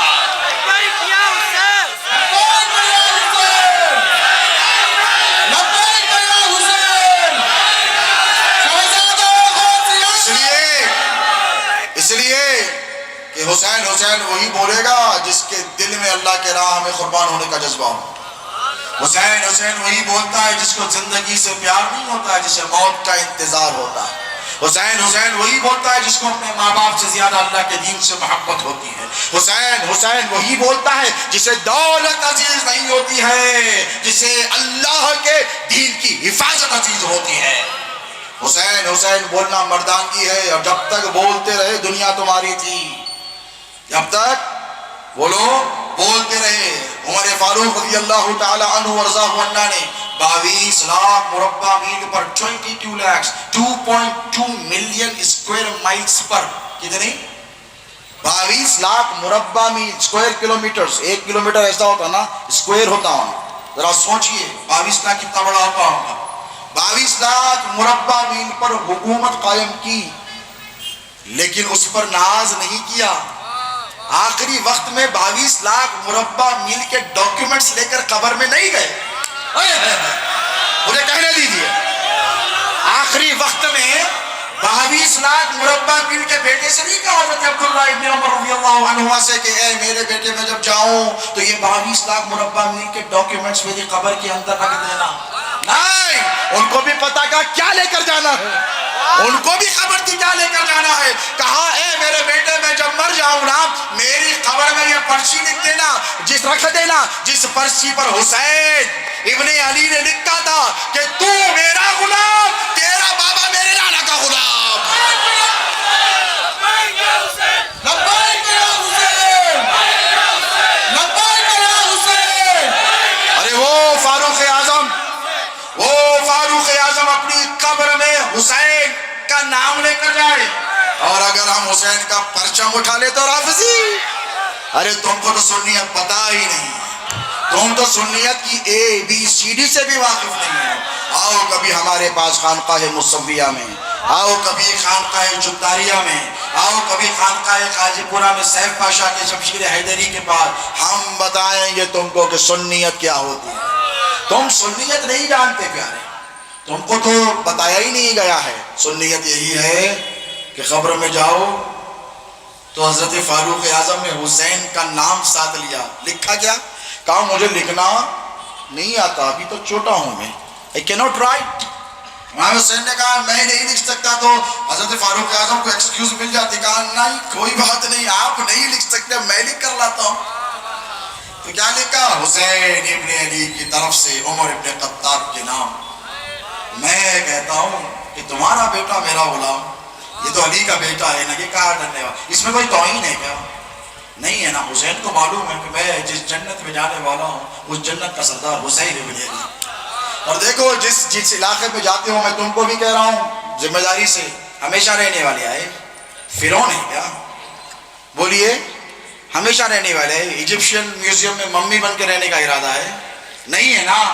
جانا تو سب کو ہے، کہاں جانا ہے؟ قبر میں۔ وہاں سے کہاں جانا ہے؟ امریکہ، UK؟ نہیں نا۔ کہاں جانا ہے بھائی؟ جنت میں۔ اس لیے کہتا ہوں کہ جس علاقے میں رہتے ہو اس کے سردار سے دوستی کر لو، اس کے سردار سے موافقت کر لو، اسی لیے کہ اس کے سردار سے مخالفت ہوگی تو شہر سے نکال دیے جاؤ گے، شہر سے دربدر کر دیے جاؤ۔ اگر تم عثمان علی خان کے زمانے میں پیدا ہوتے اور نظام آصف جاہ صحابہ کے مخالف ہوتے تو بولو بادشاہ کو اختیار ہے کہ نہیں تمہیں شہر سے نکال دے؟ تمہارے کو کیا، تمہارے ابا دادا کو بھی نکال دیتا تھا، آل اولاد کو بھی بولیے نکال دیتا تھا، اس لیے کہ وہ بادشاہ تھا، وہ سردار تھا۔ ذرا سوچو، یہ فانی دنیا کے بادشاہوں کا اختیار ہے کہ جسے چاہے شہر سے نکال دے۔ وہ حسین جو جنتوں کا سردار ہے، وہ علی کے گستاخوں کو کیا جنت میں آنے دے گا؟ بولو، ذکر حسین پہ لعنت کرنے والوں کو کیا وہ آنے دے گا؟ تو میں کہتا ہوں کہ ابھی سے عادت ڈال دو، یا حسین یا حسین یا حسین، اس لیے کہ تم جنت میں جب جاؤ گے تو آقا حسین دیکھ کر کہیں گے کہ نانا جان یہ ہمارے وفادار تھے، ان کو آنے دیجیے۔ یہ ان کی حکومت چلنے والی ہے دوستوں۔ اور یاد رکھو، کوئی بھی فتنہ ہو دنیا کا، کوئی بھی فتنہ، آخری فتنہ کیا ہونے والا ہے؟ بولیے، ڈرتے کیا آپ لوگ؟ نام لینے سے ڈر رہے ہیں کیا؟ زور سے بولیے، دجال۔ کون مارے گا اس کو؟ عیسیٰ علیہ السلام نا۔ ساتھ کون ہوں گے؟ مولانا صاحب ہوں گے, مفتی صاحب ہوں گے, ملا جی ہوں گے, پیر صاحب ہوں گے, نہیں نا, حسین کا شہزادہ ہوگا, علی کا پوتا ہوگا. توجہ ہے آپ کی بات؟ حدیثوں پر ایمان ہے کہ نہیں؟ آخری وقت میں کیا ہوگا؟ امام مہدی کا ظہور ہوگا, امام مہدی علیہ السلام کی آمد ہوگی, اور جب دجالی فتنے اپنی انتہا کو پہنچ جائیں گے. دیکھو جب فتنے انتہا کو پہنچے تھے تو اللہ نے نبی کو علی عطا کیا. توجہ ہے آپ؟ اتنے تھے تو پھر خیبر میں علی کو کیوں بلایا؟ بھئی ہزاروں تھے نا مر مٹنے والے, اور سب کے سب سورما تھے, اور سب کے سب جیالے تھے, اور سب کے سب مرد تھے, سب کے سب بہادر تھے. این علی ابن ابی طالب. حضور نے کہا علی کہاں ہے میرا علی؟ خیبر میں. یہودیوں کو اس لیے تو دشمنی ہے نا ہم سے, سیدوں سے, علی کے بابا سے, اور وہ دشمنی علی کے بابا ابو طالب سے نکالی. یہ یہودی فتنے ہیں جو سنیوں میں داخل ہو گئے ہیں. توجہ طلب بات ہے. کس کو بلایا؟ اتنے تھے نا, کسی اور کو بلاتے. حضور کو پتا ہے میں اس کو علم دوں گا. دیکھو علم پر اعتراض کرنے والے سنو, ہم اس علم کے نہیں اس علم کے ماننے والے. اس علم کا احترام اس علم کی وجہ سے کرتے ہیں, اور کرتے رہیں گے. ہمارے باپ دادا نے کیا, ہم بھی کرتے ہیں. کیونکہ جس کو اگر امام حسین کے در کی خاک سے بھی نسبت ہو جائے تو وہ ساری کائنات اور مافیا سے زیادہ ہمارے لیے معزز اور مقدس ہے. اور جس پرچم پر حسین کا نام ہو, کسی پرچم پر امام حسن کا نام ہو, کسی پرچم پر امام عباس علمبردار کا نام ہو, کسی پرچم پر سیدہ کائنات بی بی فاطمہ کا نام ہو, تو ہمارے سر تو ویسے ہی جھکے ہیں. جو کہہ رہے حضور نے کیا کہا, کل میں علم اس کو دوں گا جس سے اللہ اور اس کا رسول محبت کرتا ہے.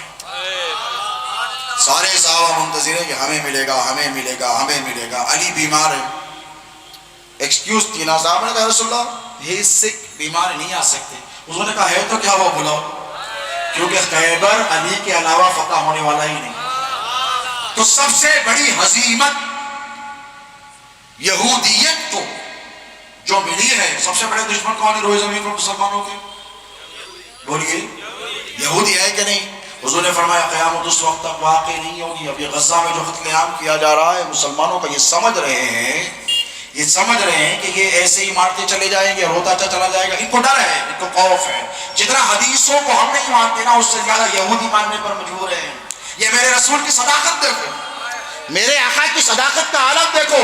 قرآن جتنا آپ پڑھ کر نہیں مانتے, اس سے زیادہ یہودی ڈرے ہوئے. جو لکھا ہے ہونے والا ہے, اور جو محمد عربی نے کہا وہ ہونے والا ہے, تو کیوں نہ اس کو ڈیلے کر دیا جائے, کیوں نہ یہودیوں کو بچایا جائے. حضور نے فرمایا قیامت اس وقت تک واقع نہیں ہوگی جب تک کہ مسلمان ایک ایک یہودی کو چن چن کر قتل نہیں کر دیتا. کسی پتھر کے پیچھے بھی یہودی چھپا ہوگا تو وہ پتھر اس سے بیزار ہو کر کہے گا. ذرا غزہ کے مظالم کو یاد کریے, 1 لاکھ مسلمانوں کا خون جو بہا ہے اسے یاد کریے, تو کتنی بیزارگی ہوگی عالم کو, کائنات کے ذرے ذرے کو یہودیت سے اور یہودیوں کے فتنے سے, کہ پتھر پکار کر کہے گا اے مسلمان ادھر آ میرے پیچھے, یہودی اس کو مار دے. اس کو یہ حدیث سنا رہا ہوں, 1400 سال پہلے آقا علیہ السلام نے فرمایا. اب اس یہودیت کا جو سب سے بڑا قلعہ تھا وہ تھا خیبر. کیا تھا؟ خیبر. حضور نے کہا یہ بہت بڑی فتح کی بات ہے, یہ قیامت تک یہودیت میں کاری ضرب ہے, اور یہ ضرب میرا علی ہی لگائے گا. اسی لیے کہ خندق کے میدان میں حضور نے کہا تھا کہ میرے علی کی تلوار کی ایک ضرب جو خندق میں علی نے چلائی تھی وہ ساری کائنات کے تمام اعمال سے افضل ہے. ساری کائنات کے قیامت تک آنے والے سب کے اعمال سے افضل علی کی ایک ضرب. اقبال نے کہا تھا اسی پس منظر میں کہا تھا کہ اسلام کے دامن میں بس اس کے سوا کیا ہے, اسلام کے دامن میں بس اس کے سوا کیا ہے, ایک سجدہ شبیری, ایک ضرب ید اللہ کہتے ہیں اللہ کے ہاتھ کی طاقت. شیر خدا علی کو ایسے ہی نہیں کہا گیا ہے. تو مولا علی نے یہودیت پر سب سے بڑا ضرب لگایا. انہوں نے سمجھا تھا کہ خیبر کا قلعہ فتح نہیں ہوگا, اتنا بڑا دروازہ, کون ہے سورما جو آ جائے, کوئی جا نہیں سکتا. میرے علی نے وہ دروازہ جو 100 سے نہیں اٹھتا تھا, اور 100 عرب کے مرد تھے, آج کے مرد نہیں, اس زمانے کے مرد, 100 عرب مردوں سے. عربی گھوڑا کیا ہوتا ہے, سارے گھوڑوں پہ باری ہوتا کہ نہیں, دنیا میں کیا ہوتا ہے گھوڑوں کی جو نسل ہوتی ہے تو عربی گھوڑا سب سے اعلیٰ ہوتا ہے. ذرا سوچئے 1400 سال پہلے کا عربی مرد 100 نہیں اٹھا سکے، علی نے ایک ہاتھ میں اٹھا دیا، خیبر فتح ہو گیا. یہیں سے یہودیوں کو دشمنی ہو گئی علی سے. کہا علی نہ ہوتا تو خیبر فتح ہی نہیں ہوتا، تو کیوں نہ دشمنی کی جائے. تو اب یہودیت کس کا انتظار کر رہی ہے؟ نہ ان کو نیتن-یاہو پہ بھروسہ ہے، نہ یہودیوں کو ٹرمپ پر بھروسہ ہے، نہ کسی اور فرانس کے میکرون پر بھروسہ ہے، نہ اٹلی کی دیوالی پر بھروسہ ہے. کسی پر بھروسہ نہیں. یہودیت کو بھروسہ ہے اینٹی کرائسٹ. اس پر اینٹی کرائسٹ کون ہے؟ دجال. اور وہ دجال کے لیے میدان بنا رہے ہیں. دیکھیے توجہ طلب بات ہے، میں آپ کو دنیا کا گلوبل سیناریو بتا رہا ہوں، وقت کے حالات بتا رہا ہوں. اب وہ دجال کے لیے راستہ ہموار کر رہے ہیں. وہ گریٹر اسرائیل بنانا چاہتے ہیں. کیا بنانا چاہتے ہیں؟ گریٹر اسرائیل. اور ساری دنیا پر حکومت کر کر دجالی فتنوں کو تم پر مسلط. جتنی بینکنگ ہے ان کے ہاتھ میں ہے، دنیا کی جتنی بڑی ڈیفنس کی ویپنس کی کمپنیز ہیں سب ان کے ہاتھ میں ہیں، سیٹلائٹس ان کے ہاتھ میں ہیں. آپ جو لائیو دیکھ رہے ہیں فیس بک یہ ان کے ہاتھ میں ہے، انسٹاگرام ان کے پاس ہے، جتنے آپ دیکھیں واٹس ایپ وغیرہ یہ سب کس کے پاس ہے؟ بولیے یہودیوں کے پاس ہے. تو ساری دنیا پر یہ حکومت کرنا چاہتے ہیں. آپ دیکھیے کئی بلین 3-4 بلین دنیا کی آبادی اگر 7 بلین ہے تو 4 بلین تو فیس بک یوزرز موجود ہیں، 2 بلین کے قریب واٹس ایپ اور انسٹاگرام کے یوزرز موجود ہیں. تو یہ دجالی فتنہ آپ کے نہیں چاہتے ہوئے بھی آپ کے ہمارے گھروں میں گھس گیا. اور یہ کوئی رہ سکتا ہے فیس بک کے بغیر، واٹس ایپ کے بغیر، انسٹاگرام کے بغیر؟ نہیں رہتا ہے.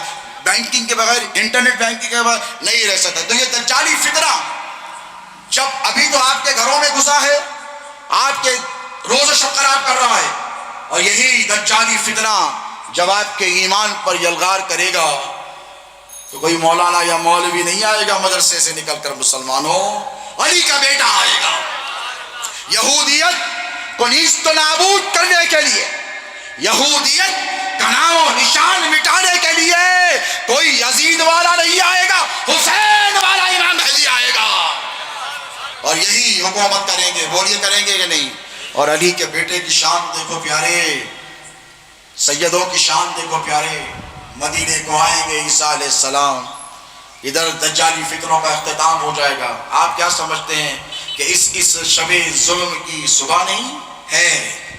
بہت جلد ہے، لیکن اس صبح کے لیے آپ کو ایک ایسی خطرناک رات گزارنی ہے. میں ذمہ داری سے کہہ رہا ہوں، ابھی اور مصائب آئیں گے، ابھی اور کرب آئے گا. اور کیا آئے گا؟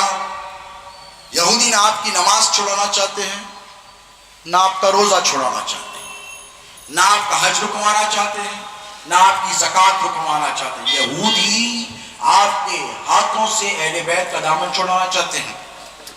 میں بالکل آخری اختتامی بات کہہ رہا ہوں. یہودی کیا کہتے ہیں؟ بولیے. یہ جتنے فتنے ہیں نا، جو بپا کا فتنہ ہے، یہ پاگل دیوانہ جو پاکستان میں بیٹھا ہے، ہم پاکستان کے ہر فتنے سے نالا اور بیزار ہیں، چاہے وہ ٹیررزم ہو، چاہے وہ عقیدے کی دہشت گردی ہو. میں ذمہ داری سے کہہ رہا ہوں، یہ جو فتنے برپا کیے جا رہے ہیں، کیا ٹارگٹ کسے کیا جا رہا ہے؟ علی والوں کو. توجہ ہے آپ کی. بالکل آخری بات حدیث کی روح سے کہہ کر اپنی بات ختم کر رہا ہوں کہ اہل بیت کا دامن کیوں؟ بھائی کیوں؟ جب سب ہے، جب قرآن ہے، اب حدیث ہے، تو پھر حسین کیوں؟ جب قرآن ہے، حدیث ہے، تو پھر نعرہ حیدری کیوں؟ جب قرآن ہے، حدیث ہے، تو لبیک یا حسین کیوں؟ جب قرآن ہے، حدیث ہے، تو پھر کربلا کی یاد کیوں؟ اس لیے یہ حجۃ الوداع ہے، جہاں چھوڑا تھا وہاں پر اٹھا ہے. حجۃ الوداع ہے. حضور نے پورے اہم اعلان کیے. ویسے بھی حضور کا اعلان اہم ہی ہوتا ہے، لیکن بہت اہم اعلان کیے. ایک اعلان کیا قربان جاؤ میرے آقا پر. کیا کہا؟ انی تارک فیکم الثقلین، اے مسلمانوں میں تمہارے درمیان 2 بھاری بھرکم چیزیں چھوڑ کر جا رہا ہوں. کیا کہا حضور نے؟ بولیے. آپ تھک گئے ہیں کیا؟ نہیں نا، کربلا والوں کے غلام کبھی تھکتے نہیں ہیں. مجھے خبر ہے کہ آپ سب کو سحری کرنی ہے، سبھی کو کرنی ہے. انشاءاللہ میں کچھ دیر میں اپنی بات ختم کر رہا ہوں. حضور نے کیا فرمایا؟ انی تارک فیکم الثقلین. اے میرے کون مخاطب کون ہے وہاں پر؟ ہم ہیں یہاں پہ. بولو. صحابہ ہیں. توجہ ہے بھائی آپ لوگ کی سب کی ہے. حضور نے کہا انی تارک فیکم الثقلین، کہ میں تمہارے درمیان 2 بھاری بھرکم چیزیں چھوڑ کر جا رہا ہوں. دیکھو ثقلین کس کو کہتے ہیں؟ بھاری بھرکم ہلکی پھلکی نہیں. حضور ویسے بھی ہلکی پھلکی چیز چھوڑنے والے نہیں ہیں, حضور بھاری ہی چیزیں دیتے ہیں. ایک ہے قرآن, انی تارکم فیکم مستقلین کتاب اللہ و اطرتی اہل بیتی, یہ حدیث کے الفاظ متفق علیہ حدیث ہے, علماء بیٹے ہیں متفق علیہ حدیث ہے. حضور نے کیا کہا؟ دو چیزیں چھوڑ کے جا رہا ہوں. ایک ہے اللہ کی کتاب, کافی نہیں ہے. تحقیق میں جنہوں نے کہا تھا کہ اللہ کی کتاب کافی ہے, وہ دراصل رسول اللہ کی اس ارشاد کے دشمن تھے. دیکھو 1,24,000 کے قریب صحابہ ہے. حضور نے کہا انی تارکم فیکم مستقلین کتاب اللہ و اطرتی اہل بیتی, اے مسلمانوں دو بھاری بھرکم چیزیں چھوڑ کر جا رہا ہوں. ایک ہے اللہ کی کتاب اور دوسری ہے میری اہل بیت, دوسری ہے میری اہل بیت. اور یاد رکھو ثقلین کہا, ثقلین اسے کہتے ہیں کہ جب آپ ترازو میں 1 کلو کا بٹ ادھر رکھو 1 کلو کا ویٹ ادھر رکھو, دونوں برابر ہے کہ نہیں؟ اگر آدھا کلو ادھر رکھو 1 کلو ادھر رکھو تو 1 کلو جھک جائے گا, آدھا کلو اٹھ جائے گا, کیونکہ یہ ہلکا ہے. حضور نے کیا کہا؟ ایک ہلکا ایک وزن نہیں, ثقلین. ثقلین تسنیہ کا صیغہ ہے, جیسے حسن اور حسین کو ملا کر کہتے ہیں حسنین, جیسے دنیا اور مافیا کو زمین اور آسمان کو ملا کر کہتے ہیں کونین. جیسے اللہ نے کہا رب المشرقین والمغربین, اللہ مشرقین کا بھی رب ہے مغربین کا بھی, اسے کہتے ہیں تسنیہ. اور حضور نے کیا کہا؟ ثقلین. دونوں وزن ہیں, دونوں اہم ہیں, دونوں امپورٹنٹ ہیں, دونوں ضروری ہیں. اس لیے کہ میں تمہارے حوالے دو چیزیں کر رہا ہوں, ایک قرآن ہے, ایک میری نسل طیب میری اہل بیت ہے, اور یہ دونوں اس وقت تک جدا نہیں ہوں گے جب تک کہ مجھ سے آ کر حوض پہ نہیں ملتے. تو اللہ کے رسول نے دنیا سے رخصت ہونے سے قبل قرآن کے ساتھ اہل بیت کو کیا, اہل بیت کے ساتھ قرآن کو کیا, اور یہ ضمانت بھی دی کہ دونوں اس وقت تک جدا نہیں ہوں گے جب تک مجھ سے حوض کوثر پہ نہیں آ کے ملتے.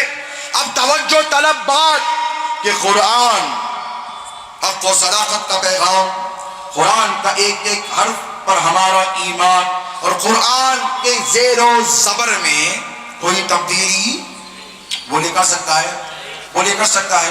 اللہ نے کہا اِنَّا نَحْنُ نَزَّلْنَا الذِّكْرَ وَإِنَّا لَهُ لَحَافِظُونَ, ہم نے قرآن کو نازل کیا بے شک, اور اس کے ایک ایک حرف کی ذمہ داری ہماری ہے. اب جب حفاظت کی ذمہ داری اللہ نے لی تو نہ جبرائیل کو مقرر کیا حفاظت کے لیے, نہ میکائیل کو کیا, نہ اسرائیل کو کیا, نہ اسرافیل کو کیا. دیکھیے اگر آپ کو کسی چیز کو پروٹیکٹ کرنا ہو, جیسے قرآن ہے عظمتوں والا ہے کہ نہیں, بولیے فیہی ہدی و نور, اس میں ہدایت بھی ہے نور بھی ہے. اہل سنت کا یہ طریقہ ہے اور اہل محبت کا یہ طریقہ ہے کہ قرآن پڑھنے کے بعد ہم اس کو غلاف میں بند کر رکھ دیتے ہیں.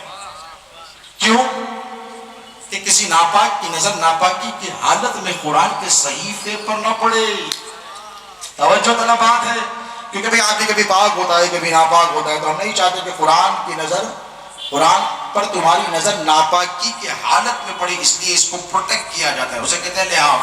جیسے خانہ کعبہ, یہ جو غلافوں کا انکار کرنے والے نجدی ہیں, یہ تو کہا جاتا ہے کہ درگاہوں پہ غلاف نہ چڑھایا جائے, یہ تو سب سے بڑا غلاف کعبے پہ چڑھاتے ہیں. چڑھاتے ہیں کہ نہیں؟ ابھی آپ نے دیکھا کعبہ کا کسوہ کی چینجنگ سیریمنی دیکھی کہ نہیں؟ تو میں نے ان سے پوچھا کہ بھائی تم تو غلاف کے دشمن ہو, تم ولی اللہ کی مدار پر غلاف چڑھاتا تبتا نہیں دیکھتے, تم حسین ابن علی کے علم پر غلاف چڑھا نہیں دیکھ سکتے, تو تم کعبے پہ غلاف کیوں چڑھاتے ہو؟ تو کہا اس لیے کہ کعبے کو محفوظ رکھا جائے, دیوانوں کو یہ بڑی پاک ہیں, بدنگاہ کی بد کردار کی نظریں اس پر نہ پڑے. ایک ریزن یہ بھی بتایا گیا ہے عاشقوں کی طرف سے, اور ایک ریزن کیا ہے, اس کی حرمت کا پتہ چلے, اس کی امپورٹنس کا پتہ چلے, اس کی خصوصیت کا پتہ چلے, اس کے ممتاز ہونے کا بولیے پتہ چلے. تو ٹھیک اسی طرح قرآن کو جیسے لحاف میں پروٹیکشن کے لیے رکھا جاتا ہے, اس سے زیر و زبر میں تبدیلی کرنے والوں کو روکا تو نہیں جا سکتا. تو رسول اللہ نے کیا کیا؟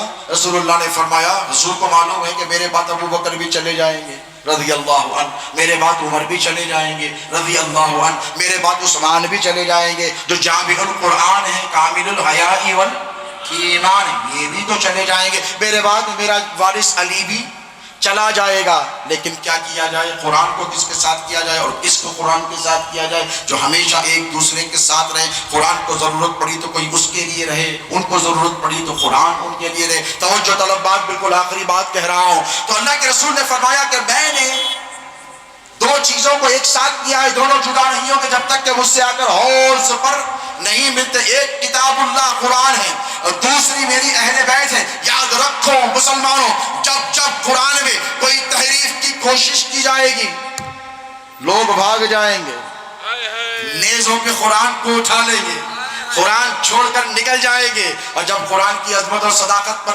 حقانیت پر پہرے دینے کی بات آئے گی تو لوگ بھاگ جائیں گے میدان چھوڑ کر۔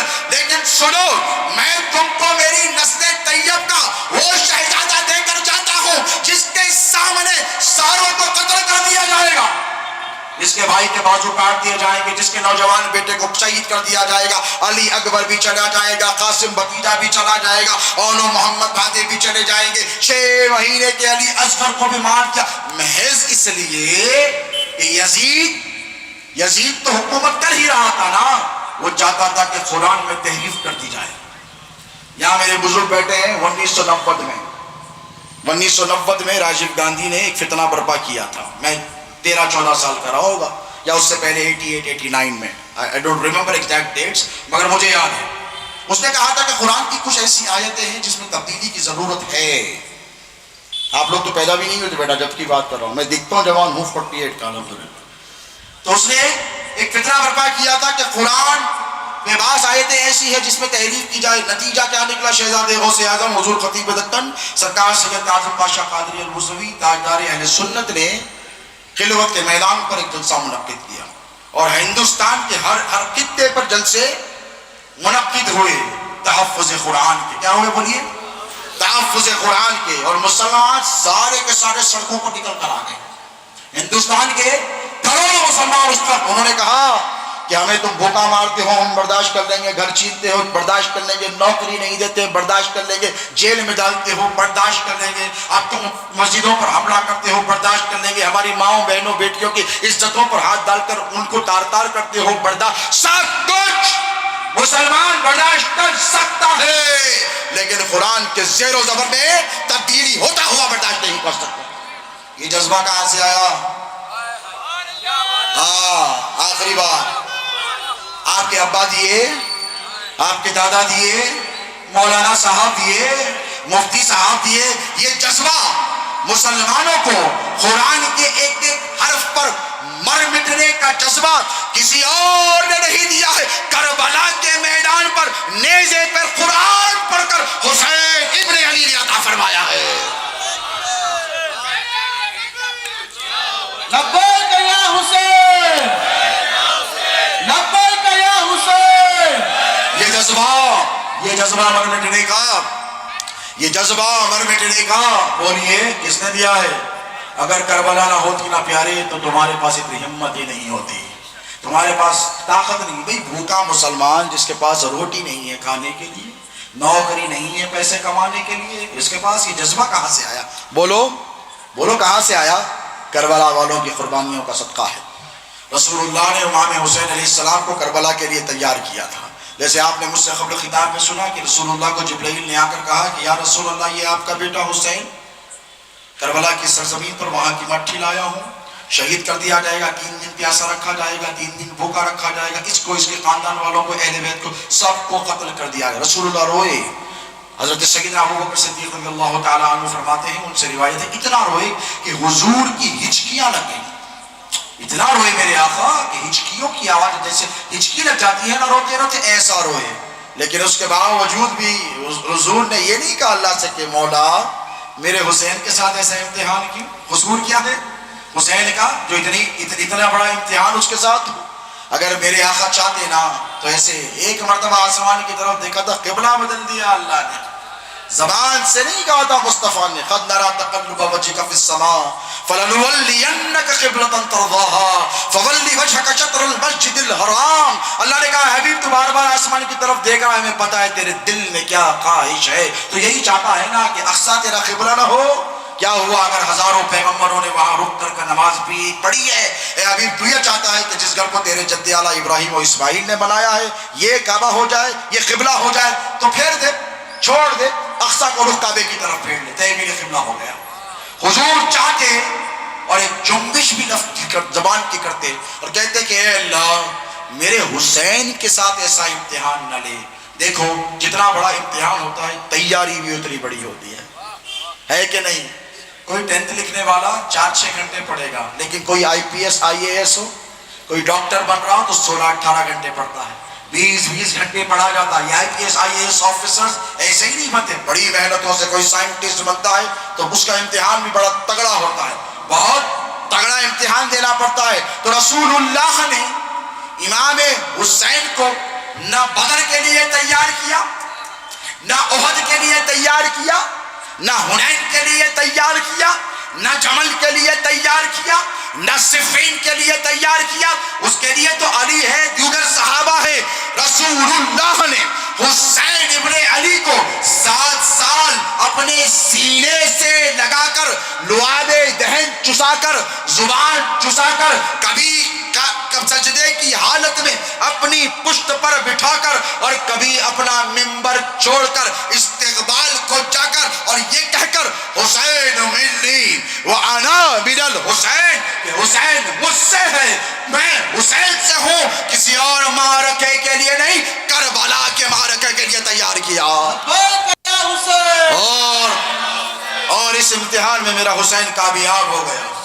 ڈوبا شفق میں جب مہ تابان مصطفیٰ، یعنی حسین ابن علی جان مصطفیٰ، خود مصطفیٰ نے فرش زمین سے اٹھا لیا اور فاطمہ نے اپنے گلے سے لگا لیا۔ یہ حسین نے کربلا کی سرزمین پر قربانی دے کر صبح قیامت تک رہتی دنیا کو، مسلمانوں کو، عالم اسلام کو یہ درس دیا ہے کہ جب حق و صداقت کے لیے کوئی معرکہ آئے تو علی اکبر کا جیسا بیٹا بھی اگر تم کو اللہ نے دیا ہے تو اے حسین پسو پیش نہ کرنا۔ ویسے ہی کوئی اپنا بیٹا قربان نہیں کرتا، یہ ابراہیم کا جذبہ ہونا چاہیے، ہے کہ نہیں؟ اسماعیل کا جذبہ ہونا چاہیے، ہے کہ نہیں؟ بولیے۔ سکھائے کس نے اسماعیل کو آداب فرزندی؟ یہ فیضان نظر تھا۔ اقبال کہتے ہیں کہ یہ فیضانی نظر تھا، یاد مکتب کی کرامت تھی۔ سکھائے کس نے اسماعیل کو آداب فرزندی کے؟ آداب فرزندی کیا ہوتے؟ اسماعیل کو حضرت ابراہیم کی نظر نے سکھایا۔ تو ابراہیم کی نظر پڑی تو اسماعیل قربانی کے دینے کے جذبے سے سرشار ہوئے۔ جس پر خلیل اللہ کی نظر پڑی وہ اسماعیل ہو گئے، اور جذبہ قربانی کا ان کے پاس ٹھانٹے مارتے ہوئے سمندر کی طرح معجزن ہو گیا۔ اور جس کو رسول اللہ نے زبان چسائی ہو اس حسین کے قربانی کے جذبے کا عالم کیا ہوگا؟ دوستو ذرا سوچو۔ بیٹا کوئی قربان وہ یہ نہیں کرتا، اور وہ بیٹا کیسے قربان کرے گا جو سر کے بال سے لے کر پیر کے ناخن تک اپنے نانا رسول اللہ کا مشابہ ہو؟ ذرا سوچیے، ایسے بیٹے کو کیا کوئی قربان کرتا ہے؟ بچا لیتے نا حسین علی اکبر، تو نہ جا۔ اسی لیے کہ امام حسن علیہ السلام کو اللہ نے شباہت دی رسول اللہ کی۔ حضرت انس بن مالک رضی اللہ تعالیٰ عنہ، حضرت ابو ہریرہ، سب کہتے ہیں جنہوں نے ان کا شباب دیکھا، بچپن نہیں شباب، حضرت ابو بکر نے شباب نہیں دیکھا، حضرت عمر نے نہیں دیکھا، لیکن جنہوں نے شباب دیکھا، حضرت ابو ہریرہ، انس بن مالک رضی اللہ تعالیٰ عنہ، عبداللہ ابن عباس، عبداللہ ابن عمر رضی اللہ تعالیٰ عنہ، ایسے لوگوں نے کہا، یہ روایتیں موجود ہیں کہ سر کے بال سے لے کر ناف تک حسن مجتبی رسول اللہ کی بہو کاپی ہیں، اور ناف سے لے کر قدموں تک حسین ابن علی رسول اللہ کی بہو کاپی ہے۔ یعنی صحابہ کو جب رسول اللہ کی یاد ستاتی، کسی کو رسول اللہ کی آنکھیں دیکھنی ہوتی تو امام حسن کو دیکھتے، کسی کو رسول اللہ کی پیشانی دیکھتی ہوتی امام حسن کو دیکھتے، کسی کو رسول اللہ کی لحیہ یعنی داڑھی دیکھنی ہوتی امام حسین کو دیکھتے، کسی کو رسول اللہ کی زلفیں دیکھنی ہوتی امام حسن کو دیکھتے، کسی کو رسول اللہ کی زبان دیکھنی ہوتی حسن ابن علی کو دیکھتے، اور جس کو رسول اللہ کے دست مبارک دیکھنے کی تمنا ہوتی امام حسن کے ہاتھ لے کر چوم لیتے۔ اور ابو ہریرہ سے پوچھو، مدینے کی سرزمین پر حسین ابن علی چل رہے ہیں، دستار اتار دی، شملہ نکال دیا، حسین ابن علی کے قدموں قدموں کے نیچے کی خاک کو جھاڑ رہے ہیں۔ حسین نے کہا ابو ہریرہ کیا کرتے ہو؟ تم اجل صحابہ میں سے ہو، لوگ دیکھیں گے تو کیا کہیں گے؟ لوگ کہیں گے کہ حسین کو گھمنڈ ہو گیا ہے، حسین کو غرور ہو گیا ہے، حسین متکبر ہو گیا ہے۔ تو ابو ہریرہ رضی اللہ تعالی عنہ نے کہا کسی اور نے نہیں، آپ نے سنا کہ وہ جلیل القدر صحابی جس سے ہزاروں حدیث کی درایات اور روایات موجود ہیں، انہوں نے کہا حسین میں جو کرتا ہوں مجھے کرنے دو، اس لیے کہ مدینے والوں کو اگر تمہارا وہ مقام و مرتبہ معلوم ہو جائے جو ابو ہریرہ جانتا ہے تو تم کو زمین پر قدم رکھنے نہیں دیں گے۔ یہ حسین ہے، یہ حسین ہے، یہ حسین ہے۔ اور یہ حسین نے کیا کیا؟ علی اکبر صرف ایک جز میں شباہت نہیں، سر کے بال سے لے کر پیر کے ناخن تک ہم شبیہ پیغمبر ہیں، ہم شبیہ مصطفیٰ ہیں۔ اور میرے آقا علیہ الصلوۃ والتسلیم کے اس جانشین نے یہ نہیں سوچا کہ علی اکبر تجھ کو کیسے قربان کر دوں، تو ہو بہو میرے باپ میرے نانا کے جیسا ہے۔ لیکن جب اسلام کی حقانیت کی بات آئی، جب اسلام کی سرفرازی کی بات آئی، جب اسلام کی سربلندی کی بات آئی، جب اسلام کے تحفظ کی بات آئی، میرا حسین وہ عظیم قربانی دینے والا ہے کہ شبیہ پیغمبر علی اکبر کو بھی اللہ اکبر کہہ کر اللہ کی راہ میں قربان کر دیا۔ لبیک یا حسین، لبیک یا یہ ہے پیغام کربلا اور یہ ہے پیغام امام حسین، یہ ہے شہید اعظم کا مرتبہ اور رتبہ کہ جس نے شبیہ پیغمبر کی قربانی دی، علی اصغر کو بھی دیا اور محمد کو بھی دیا، قاسم کو بھی دیا، وغیرہ کو بھی دیا۔ لیکن یاد رکھو دوستو،